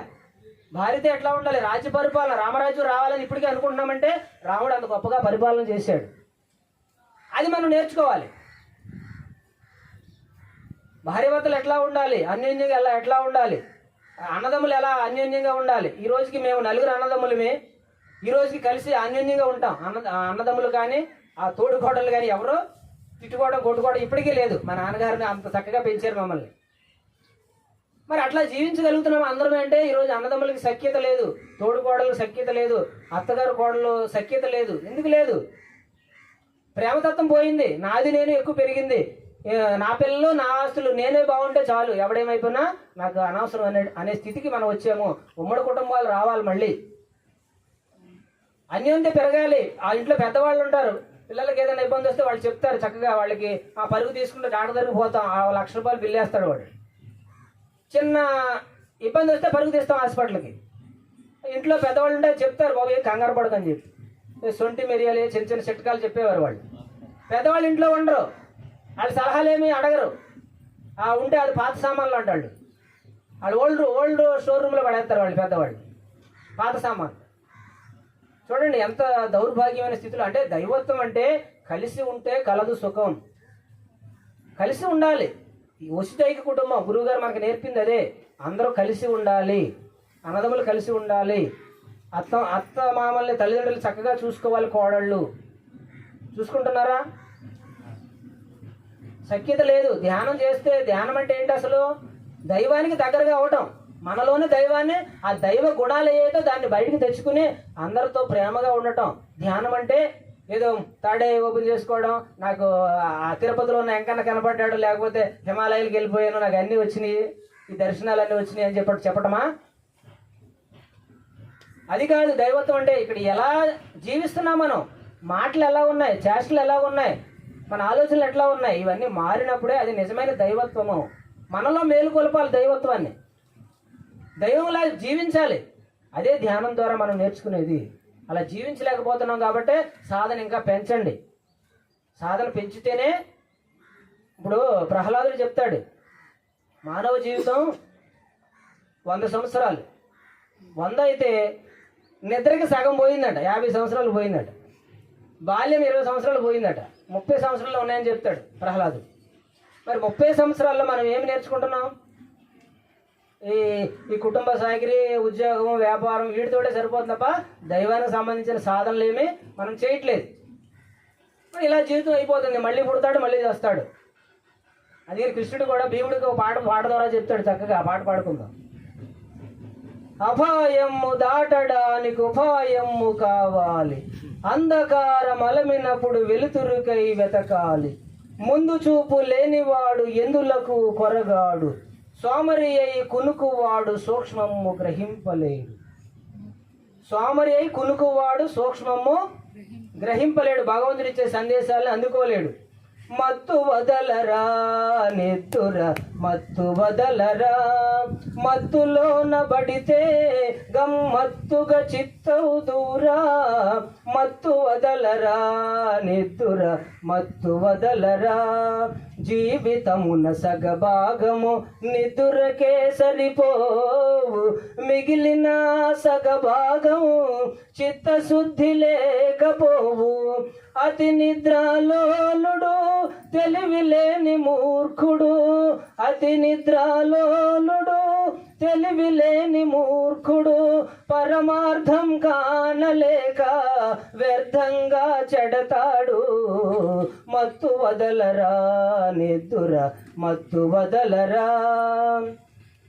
సాగినంత కాలం నా అంతవాడు లేడందురు, సాగకపోతే ఊరక సతికిలబడిపోదురు, కండబలం తోటే ఘనకార్యం సాధించలేరు, బుద్ధి బలం తోడైతే విజయము వరించగలదు, చుట్టుముట్టు ఆపదలను మట్టుబెట్టబోనుమురా, చుట్టుముట్టు ఆపదలను మట్టుబెట్టబోనుమురా, పిరికితనము కట్టి పెట్టి ధైర్యము చేపట్టుమురా, కర్తవ్యం నీ వంతు కాపాడుట నా వంతు, కర్తవ్యం నీ వంతు కాపాడుట నా వంతు, చెప్పడమే నా ధర్మం వినకపోతే నీ కర్మం, మత్తు వదలరా నిద్దుర మత్తు వదలరా.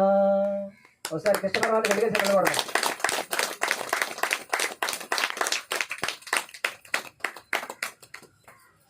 చెప్తున్నాడంటే ఆయన ప్రతి మనిషి దేవుడి గురించి ఒక్కడికే గురించి కాదు ఇది. ప్రతి మనిషి బాగా తినేయడం, బాగా నిద్రపోవడం. సాధన ఎప్పుడు చేస్తాం? బాగా తింటే లేదా సాధన చేయగలమా? ఫుల్గా కడుపు నిండా తినేస్తే కూర్చో స్వామి. ఓకే, సంతోషం. ఇక్కడ మితాహారం, ఇప్పుడు ఆడికి ప్రమాదం ఉంది, పాండవులందరికీ కూడా ప్రమాదం ఉంది. కృష్ణుడు ఏం చెప్పాడు? బాబు ఈరోజు ఒక్కరోజుకి కాస్త మితంగా తిను, రాత్రి అంతా మేలుకుని ఉండని చెప్తాడు భీముడికి. ఈయన ఏం చేస్తాడు? అంటే జేహో చాపల్లి ఆయన ఏమో ఆపుకోలేడు, భోజన ప్రియుడు భీముడు. బాగా తినేసి అక్కడ కూర్చుంటే నిద్ర వచ్చేస్తుంది దీనికి, ఇట్లా ఊగుతూ ఉంటాడు.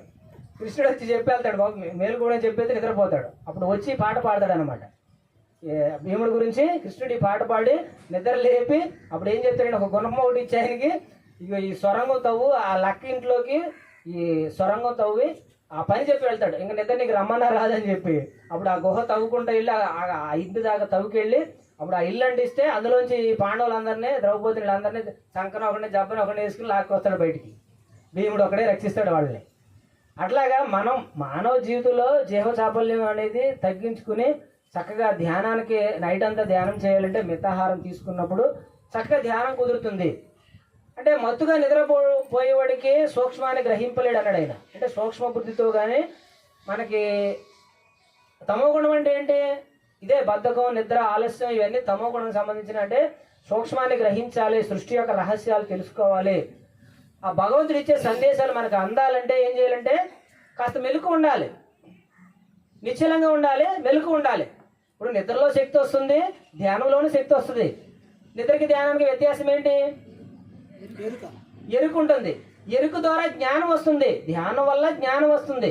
నిద్రలో జ్ఞానం రాదు, శక్తి వస్తుంది. నిద్రపోయిన శక్తి వస్తుంది, ధ్యానం వల్ల ఇంకా ఎక్కువ శక్తి వస్తుంది, దానితో పాటు జ్ఞానం వస్తుంది. సూక్ష్మాన్ని గ్రహించగలుగుతాడు. ఇది మంచి చెడు, ఏది సత్యము, ఏది అసత్యము, ఏది నిత్యము, ఏది అనిత్యము, నిత్య అనిత్య వస్తు వివేకము తెలుసుకుంటాడు. సత్యం తెలుసుకుంటాడు. అప్పుడు సత్యాన్ని తెలుసుకోవాలంటే ఎరుక ఉండాలి. అంటే జీవితం సగభాగం నిద్రపోతుందంటే మరి అలా ఎప్పుడు ఎన్నాళ్ళు ఈ జీవితం అంతా వ్యర్థంగా గడిచిపోతుంది. పునరపి మరణం, పునరపి జననం, జనని జఠరే శయనం. ఎన్నాళ్ళు వస్తావు, ఎన్నాళ్ళు పోతావురా నాయన? ఈ వచ్చిపోయే దారిని అడ్డుకో, ఆఖరి జన్మ చేసుకోమని చెప్తాడు భగవద్గీత అంతా అదే. ఆఖరి జన్మ చేసుకోవాలంటే జన్మరాహిత్యాన్ని పొందాలి, ఇక్కడ రాకుండా చేసుకోవాలి, సంసారంలో పడకుండా. జన్మ దుఃఖం, జరా దుఃఖం, వ్యాధి దుఃఖం, అన్ని దుఃఖాలే. తల్లి గర్భంలో ప్రవేశించడే దుఃఖం అంట.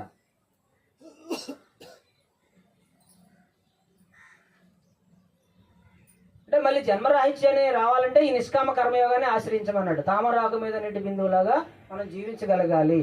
ఆ బురదలో ఉంటుంది కానీ తామరాకు బురద అంటించుకోదు. అట్లాగే మనం సంసారంలో ఉండాలి. అపిచేదసి పాపేభ్య సర్వేభ్య పాపకృత్వం సర్వం జ్ఞాన ప్లవేనైవ వృజినం సంతరిష్యసి.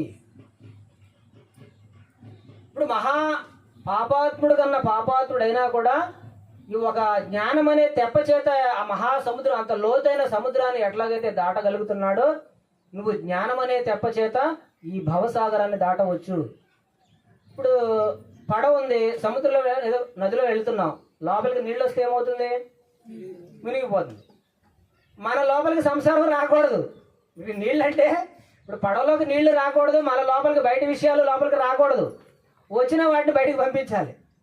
అవన్నీ లోపల ఇబ్బంది పెడుతున్నాయి, ఈ సంసారం పెద్ద సాగరం అని చెప్పి. ఏట్లు పట్టించుకోవద్దు అన్నాడు ఇక్కడ. మనం అన్ని ఎక్కువ పట్టించుకుంటాం. మళ్ళీ ఇప్పుడు మా అన్నగారు ఉన్నాడు, దేన్ని పట్టించుకోడు ఆయన. బాగా గుర్తుపెట్టుకోవడం చాలా కష్టం. ఇప్పుడు ఈ శ్లోకాలన్నీ గుర్తుపెట్టుకోవడం చాలా కష్టం. అన్నీ వదిలిపెడితే హాయిగా. అంటే ప్రతి చిన్న విషయాన్ని కూడా మనం లోపలేసుకుంటూ ఉంటాం. ఎక్కువ విషయాలు పట్టించుకుంటే ఏమవుతుందంటే, విషయాలను పట్టించుకుంటే మనసు చంచలం అయిపోతుంది. అందుకని సంసారం లోపలికి రాకూడదు, బయట విషయాలను బయటనే వదిలించుకోవాలి. భగవద్గీతలో మళ్ళీ 2 శ్లోకాలు చెప్తారు దీనికోసం.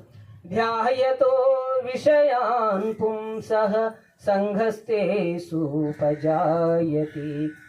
సంఘాత్ సంజాయతే కామః కామో క్రోధో नाभिजायते क्रोधाद्भवति सम्मोहः सम्मोहा स्मृतिविभ्रमः स्मृतिभ्रंशा बुद्धिनाशा बुद्धिनाशा प्रणश्यति बुद्धिनाशा ప్రణశ్యతి.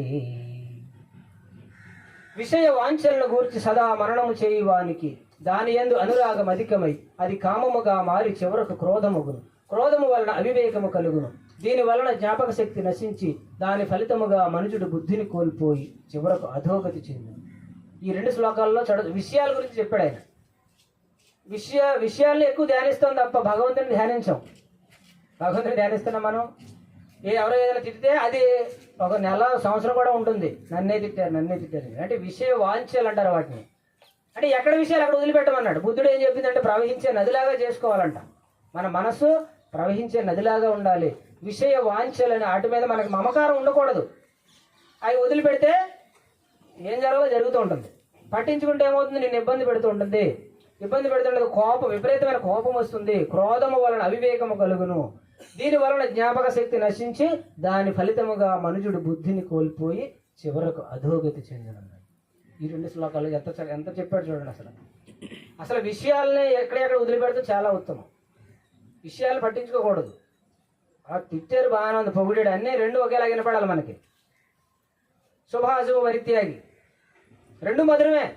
మానం మధురం, అవమానం మధురం. మరణం మధురం, జననం మధురం. 2 అన్ని మధురాలే. అది జ్ఞాని ఒక్కడే తీసుకోగలడు, అజ్ఞాని తీసుకోలేడు. అజ్ఞాని తీసుకోలేడు. అంటే జ్ఞానిగా ఉండాలంటే సాధన పెంచుకుంటూ వెళ్ళాలి. మనం ఎంత సాధన చేస్తే అంత ఎదుగుతాం. చేసుకున్నవాడికి చేసుకున్నంత మహాదేవ. గంట సాధన చేస్తే మనకి గంట అంటే ఆలోచనలే సరిపోతుంది. మనకి గంట సాధన చేస్తే ఆలోచనలకే సరిపోతుంది. ఒక 2 నిమిషాలు ధ్యానం కుదరవచ్చు. ఎవరికైనా వస్తాయి ఆలోచనలు. ఇప్పుడు సీనియర్ జూనియర్ ఏం లేదు ఇక్కడ. బయట విషయాన్ని ఏదో ఇబ్బంది జరిగింది అనుకోండి, ధ్యానంలో కూర్చుంటే అదే వచ్చి కూర్చుంటుంది ముందు.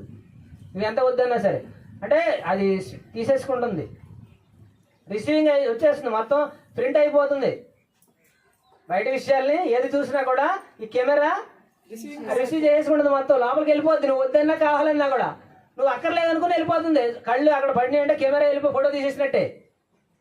అది తీసేసుకుంది. ధ్యానంలో కూర్చుంటే అది నువ్వు అక్కడ సరిగా పట్టించుకోలేదు, కానీ ధ్యానంలో కూర్చుంటే అది వస్తుంది. నీకు చూసుకోండి ఎవరైనా సరే, అది ఖచ్చితంగా వచ్చి మేలుకుంటుంది, నీకు గుర్తు చేస్తూ ఉంటుంది.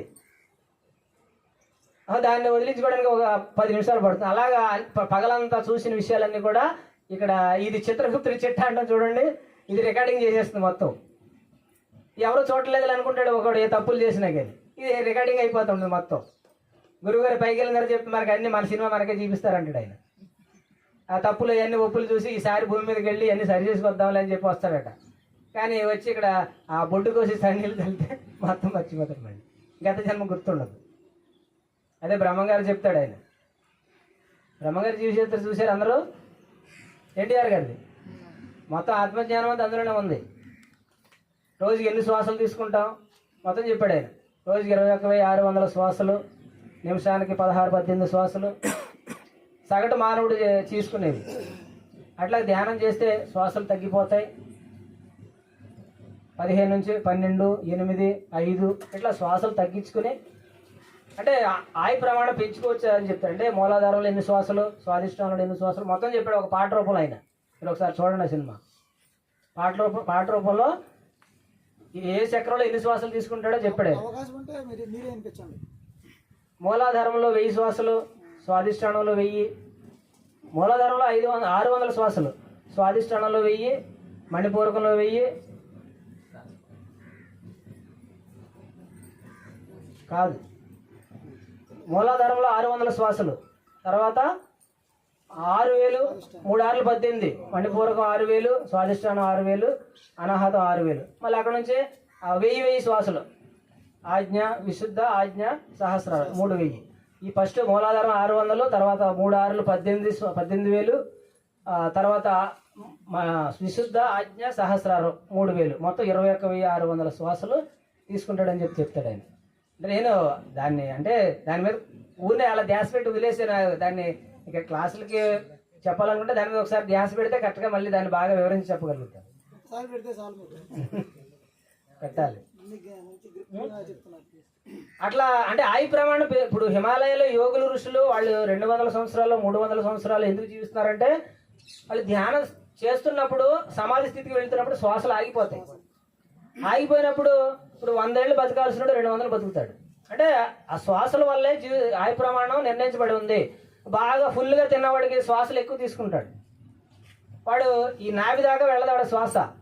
ఇక్కడ ఎక్కువ శ్వాసలు తీసేసుకుని 60 ఏళ్ళకి 40 ఏళ్ళకి వెళ్ళిపోతూ ఉంటారు. అంటే 120 100 బతికే వాళ్ళు ఇప్పుడు ఎందుకు వెళ్ళిపోతారంటే ఎక్కువగా తిండి, దానికి తగ్గ శ్రమ లేదు, శ్వాసలు ఎక్కువ ఖర్చు అయిపోతున్నాయి.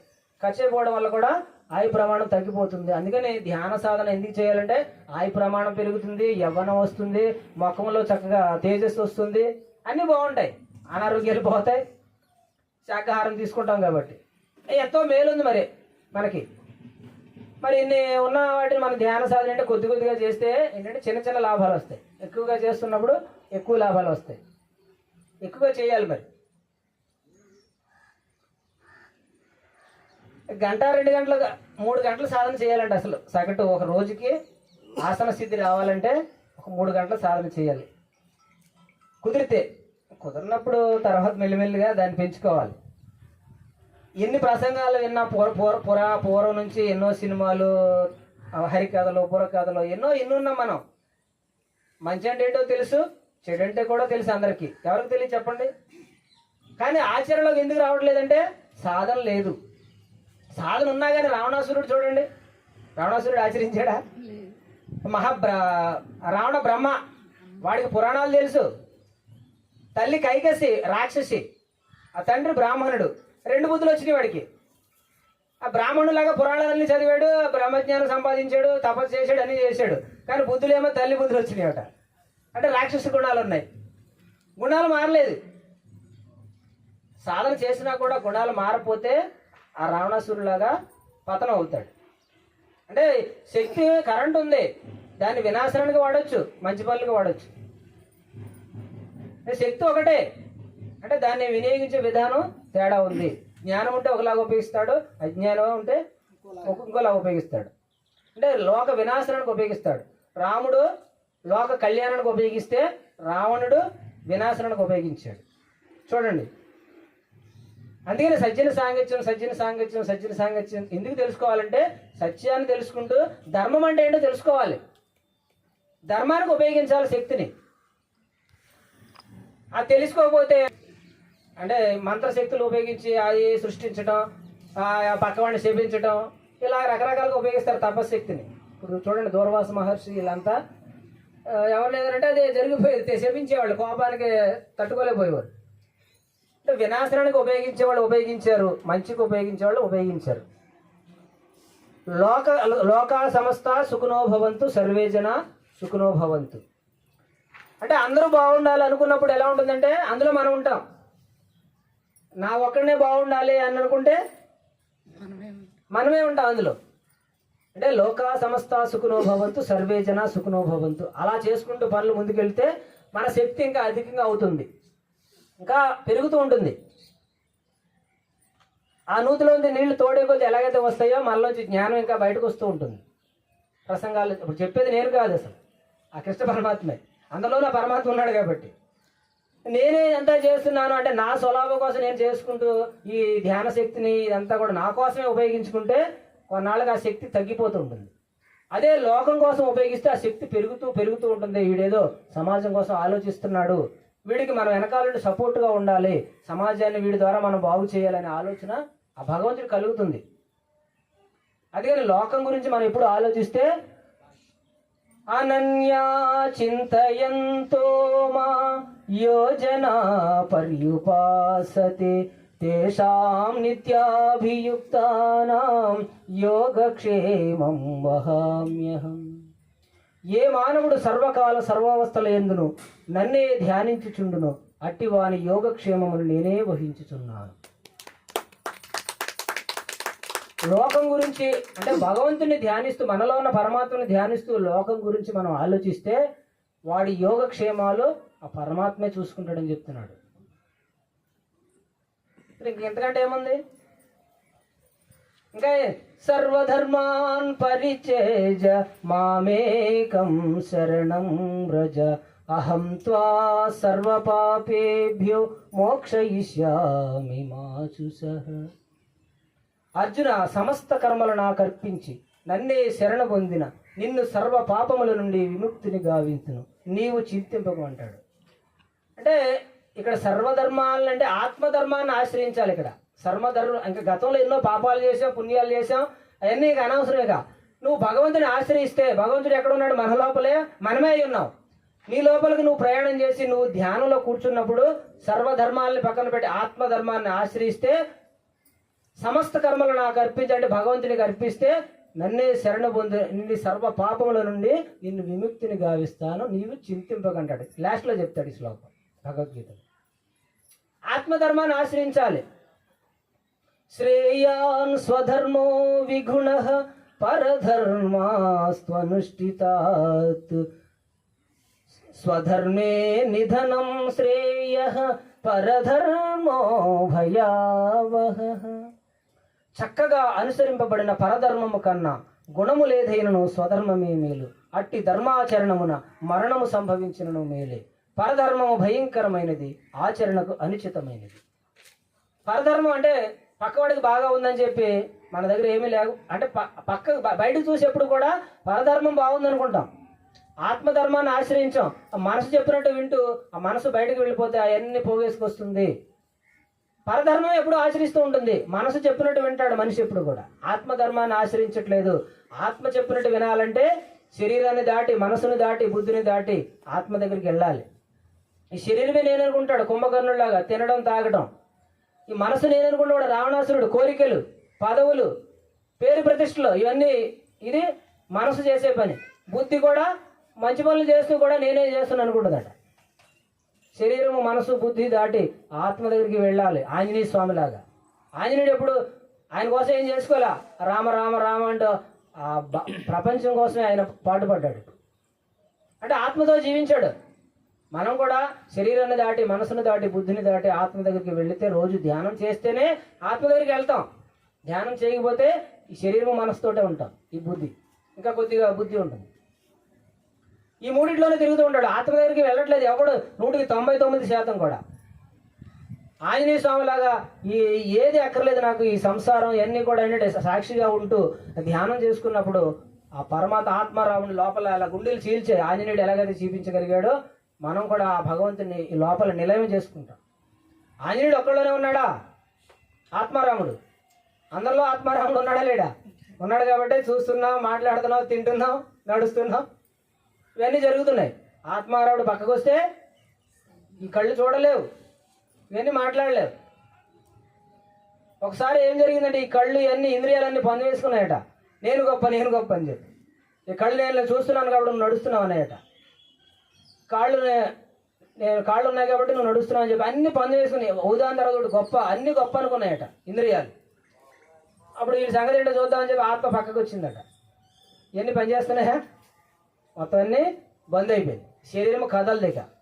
అందుకని భగవంతుడే గొప్పవాడు. మత్తః పరతరన్నాన్యత్కించిదస్తి ధనంజయ మై సర్వమిదం ప్రోక్తం స్తోత్రే మణి గణాయివ. అర్జున, నాకన్నా గొప్పవాడు కాని, గొప్ప వస్తువు కాని ఈ ప్రపంచమున ఏదీ లేదు. స్తోత్రముల మణులు గుర్చబడినట్లు ఈ జగమంతయు నాచే నిక్షిప్తమై ఉన్నదంటాడు భగవంతుడు. భగవంతుడి కంటే గొప్ప వస్తువు ఏదీ లేదు. ఆ భగవంతుడు తప్ప అన్ని అడుగుతున్నాం మనం. భగవంతుడు కావాలని గుడికి వెళ్ళి కానీ ఎక్కడికి వెళ్ళి ఆడని అడుగుతున్నాడా? స్వామి నాకు బంగారం ఇయ్యి, లేదా ఆస్తులు ఇయ్యి, మా పిల్లలకు ఉద్యోగం రావాలి, నా కూతురు పెళ్ళి అవ్వాలి, ఇయ్యే అంటే కోరికలే అడుగుతున్నావు తప్ప భగవంతుడిని నువ్వే కావాలి నాకు అనుకున్నప్పుడు ఆ భగవంతుడి కంటే గొప్ప వస్తువు ఏది లేదు. భగవంతుడే కావాలంటే ఈ సృష్టి అంతా నీదే, ఈ సృష్టిలో ఉన్నవన్నీ నీవే. భగవంతుడి గొప్ప వస్తువు ఈ ప్రపంచంలో ఏదీ లేదు. దండలో దారంలాగా ఆయన కనిపించట్లేదు, కానీ ఆయనకు ఆధారమైనది. ఆ దండకు ఆధారం ఏది ఉంది? దారమే. ఆధారము భగవంతుడే. మరి ఆ భగవంతుని పట్టుకున్నప్పుడు ఇవన్నీ నీవే అవుతాయి. సృష్టిలో ఉన్నవన్నీ కూడా నీవే. అయితే ఇక్కడ నాకు అన్నీ రావట్లేదంటే ఇప్పుడు చిన్న పిల్లవాడికి 100 రూపాయలు ఇస్తే ఏం చేస్తాడు? వాడికి తెలియదు. చాక్లెట్ కొనుక్కుని వస్తాడు, ఉన్న డబ్బులు వాడికి ఇస్తే తీసుకుంటాడు, లేదా లేదు. వాడికి విలువ తెలియదు. అలాగే భగవంతుడు కూడా ఎవరికి ప్రాప్తాన్ని బట్టి వాళ్ళకి అది ఇస్తూనే ఉంటాడు. నీకు ఏది అవసరం అది ఇస్తూ ఉంటాడు. నీ ప్రాప్తం ఉంటే వస్తుంది అది. అన్నీ రాలేదు నాకు పక్కవాడికి బాగా వచ్చినాయంటే వాడికి అర్హత ఉన్నవాడికి ఇస్తాడు, అర్హత లేనివాడికి ఇవ్వడు. వస్తుంది అది అంతే. చేసుకున్నవాడికి చేసుకున్నంత మహాదేవ. గతంలో బాగా పుణ్యాలు చేస్తే భోగాలు అనిపిస్తాడు, లేదంటే రోగాలు అనిపిస్తాడు. ఇక్కడ భోగి, రోగి, యోగి ముగ్గురు ఉన్నారు. వీళ్ళు ముగ్గురు మేలుకుంటారంట. రాత్రే వీళ్ళు ముగ్గురు మేలుకుంటారు. రోగి మేలుకుంటాడు, భోగి మేలుకుంటాడు, యోగి మేలుకుంటాడు. ఇందులో ఎవరికి లాభం ఎక్కువ? యోగికి లాభం. వీడి శక్తినే పొందుతాడు. వీళ్ళిద్దరూ ఖర్చు పెడతారు. వీడు అనారోగ్యాలతో నొప్పులతో మేలుకుంటాడు, దగ్గుతో రొంపుతో నొప్పులు వస్తూ ఏడుస్తూ ఉంటాడు రోగి. భోగి ఏం చేస్తాడు? ఎంజాయ్ చేస్తూ ఉంటాడు, ఆడు మేలుకుంటాడు. అటు శక్తి ఖర్చు పెడతాడు. యోగి ఆనందాన్ని శక్తి తెచ్చుకుంటాడు, ఆనందాన్ని అనుభూతి చెందుతాడు. ఎవడు గొప్ప? అందుకని యోగిగా. అందుకని అర్జునుడు ఏం చెప్పాడంటే, అర్జునుడికి కృష్ణుడు యోగి భవ అర్జున అన్నాడు. నీ దుఃఖం పోవాలంటే యోగి భవ అర్జున. అందుకని యోగసు కర్మసు కౌశల్యం అన్నాడు. మళ్ళీ యోగం చేస్తే, యోగి అవితే నీ కర్మల్లో కౌశల్యం వస్తుంది. ఇంకా బాగా పనులు చేస్తావు, ముందు చేసేదానికంటే ఇంకా బాగా చేస్తావు.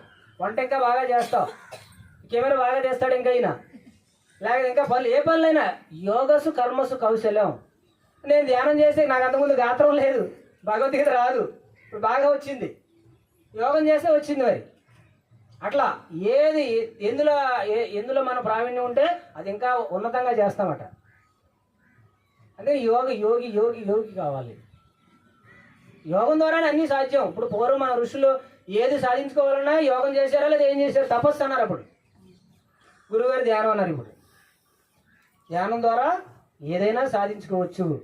అందుకని ఎక్కువ సాధన చేద్దాం. ఒక 5 నిమిషాలు ధ్యానం చేద్దాం.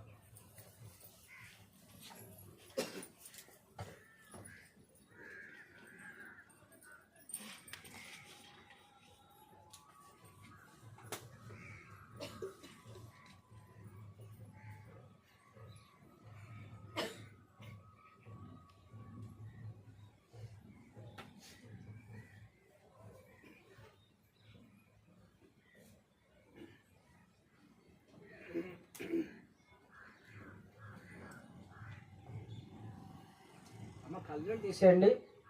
కళ్ళజోడు తీసి పక్కన పెట్టమ్మా. కళ్ళు మూసుకోండి.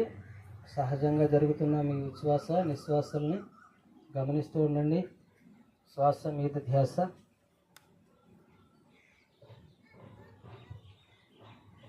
కొత్త వాళ్ళు ఉంటే ఊపిరి గట్టిగా పీల్చొద్దు, గట్టిగా బిగపట్టు ఏమీ చేయవద్దు. సహజంగా జరుగుతున్న మీ ఉచ్ఛ్వాస నిశ్వాసాలని గమనిస్తూ ఉండండి.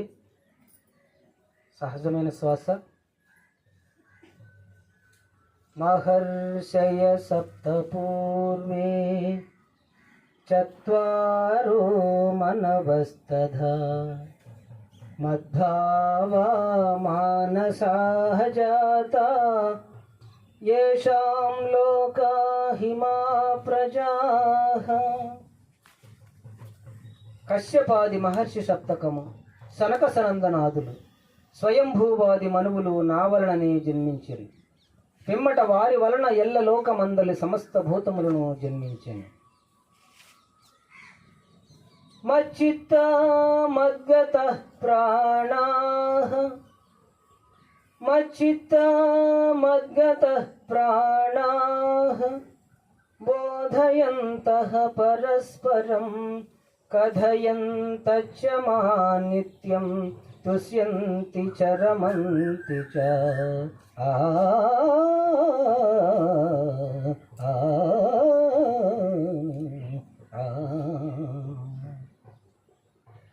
పండితులు నాయందు చిత్తము గలవారై నాయందే తమ ప్రాణములుంచి నా మహిమానుభావం ఎరింగి ఒకరికొకరు ఉపదేశములు గావించుకొనుచు బ్రహ్మానందమును అనుభవించుతున్నారు.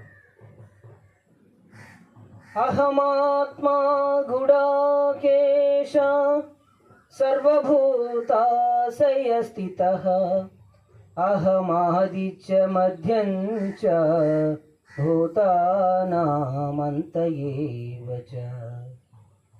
సమస్త భూతముల మనస్సులందున్న పరమాత్మ స్వరూపుడను నేనే. వాని ఉత్పత్తి పెంపు నాశనములకు నేనే కారకుడను.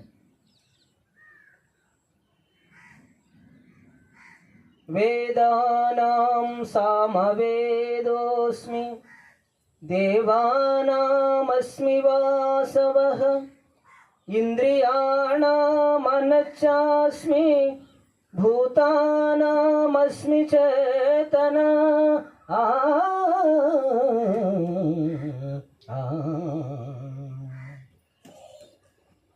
వేదములలో సామవేదము, దేవతలలో దేవేంద్రుడు, ఇంద్రియములలో మనస్సు, ప్రాణులందు బుద్ధి నేనే.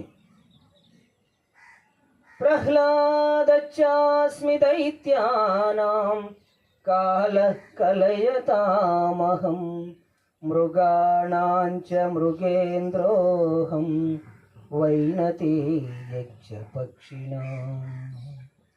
రాక్షసులలో ప్రహ్లాదుడు, గణికులలో కాలము, మృగములలో సింహము, పక్షులలో గరుత్మంతుడు నేనే. యద్యద్విభూతిమత్సత్వం శ్రీమదూర్జితమేవ వా తత్తదేవావగచ్చత్వం మమ తేజోంస సంభవం. ఆ ఆ ఆ ఆ. లోకమునందు ఐశ్వర్యయుక్తమై కాంతియుక్తమై పరాక్రయుక్తమై సమస్త వస్తువులు నా తేజోభావం వలననే సంభవమగును. పశ్య మే పార్థరూపాణి శతశో దశహస్రశః నానావిధాని దివ్యాని నానావర్ణాకృతీని చ.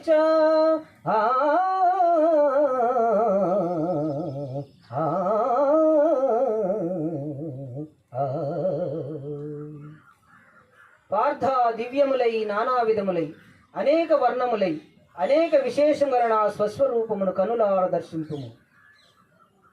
ప్రభో కృష్ణ, పశ్యామి దేవాంస్తవ దేవదేహే సర్వాంస్తథా భూత విశేష సంఘాన్ బ్రహ్మాండమీశం కమలాసనస్థం ఋషేంస సర్వా నురగాంచ దివ్యాన్ అనేక బాహూధర వక్త్ర నేత్రం పశ్యామి త్వాం సర్వతోనంతరూపం నాంతం న మధ్యం న పునస్తవాదిం పశ్యామి విశ్వేశ్వర విశ్వరూ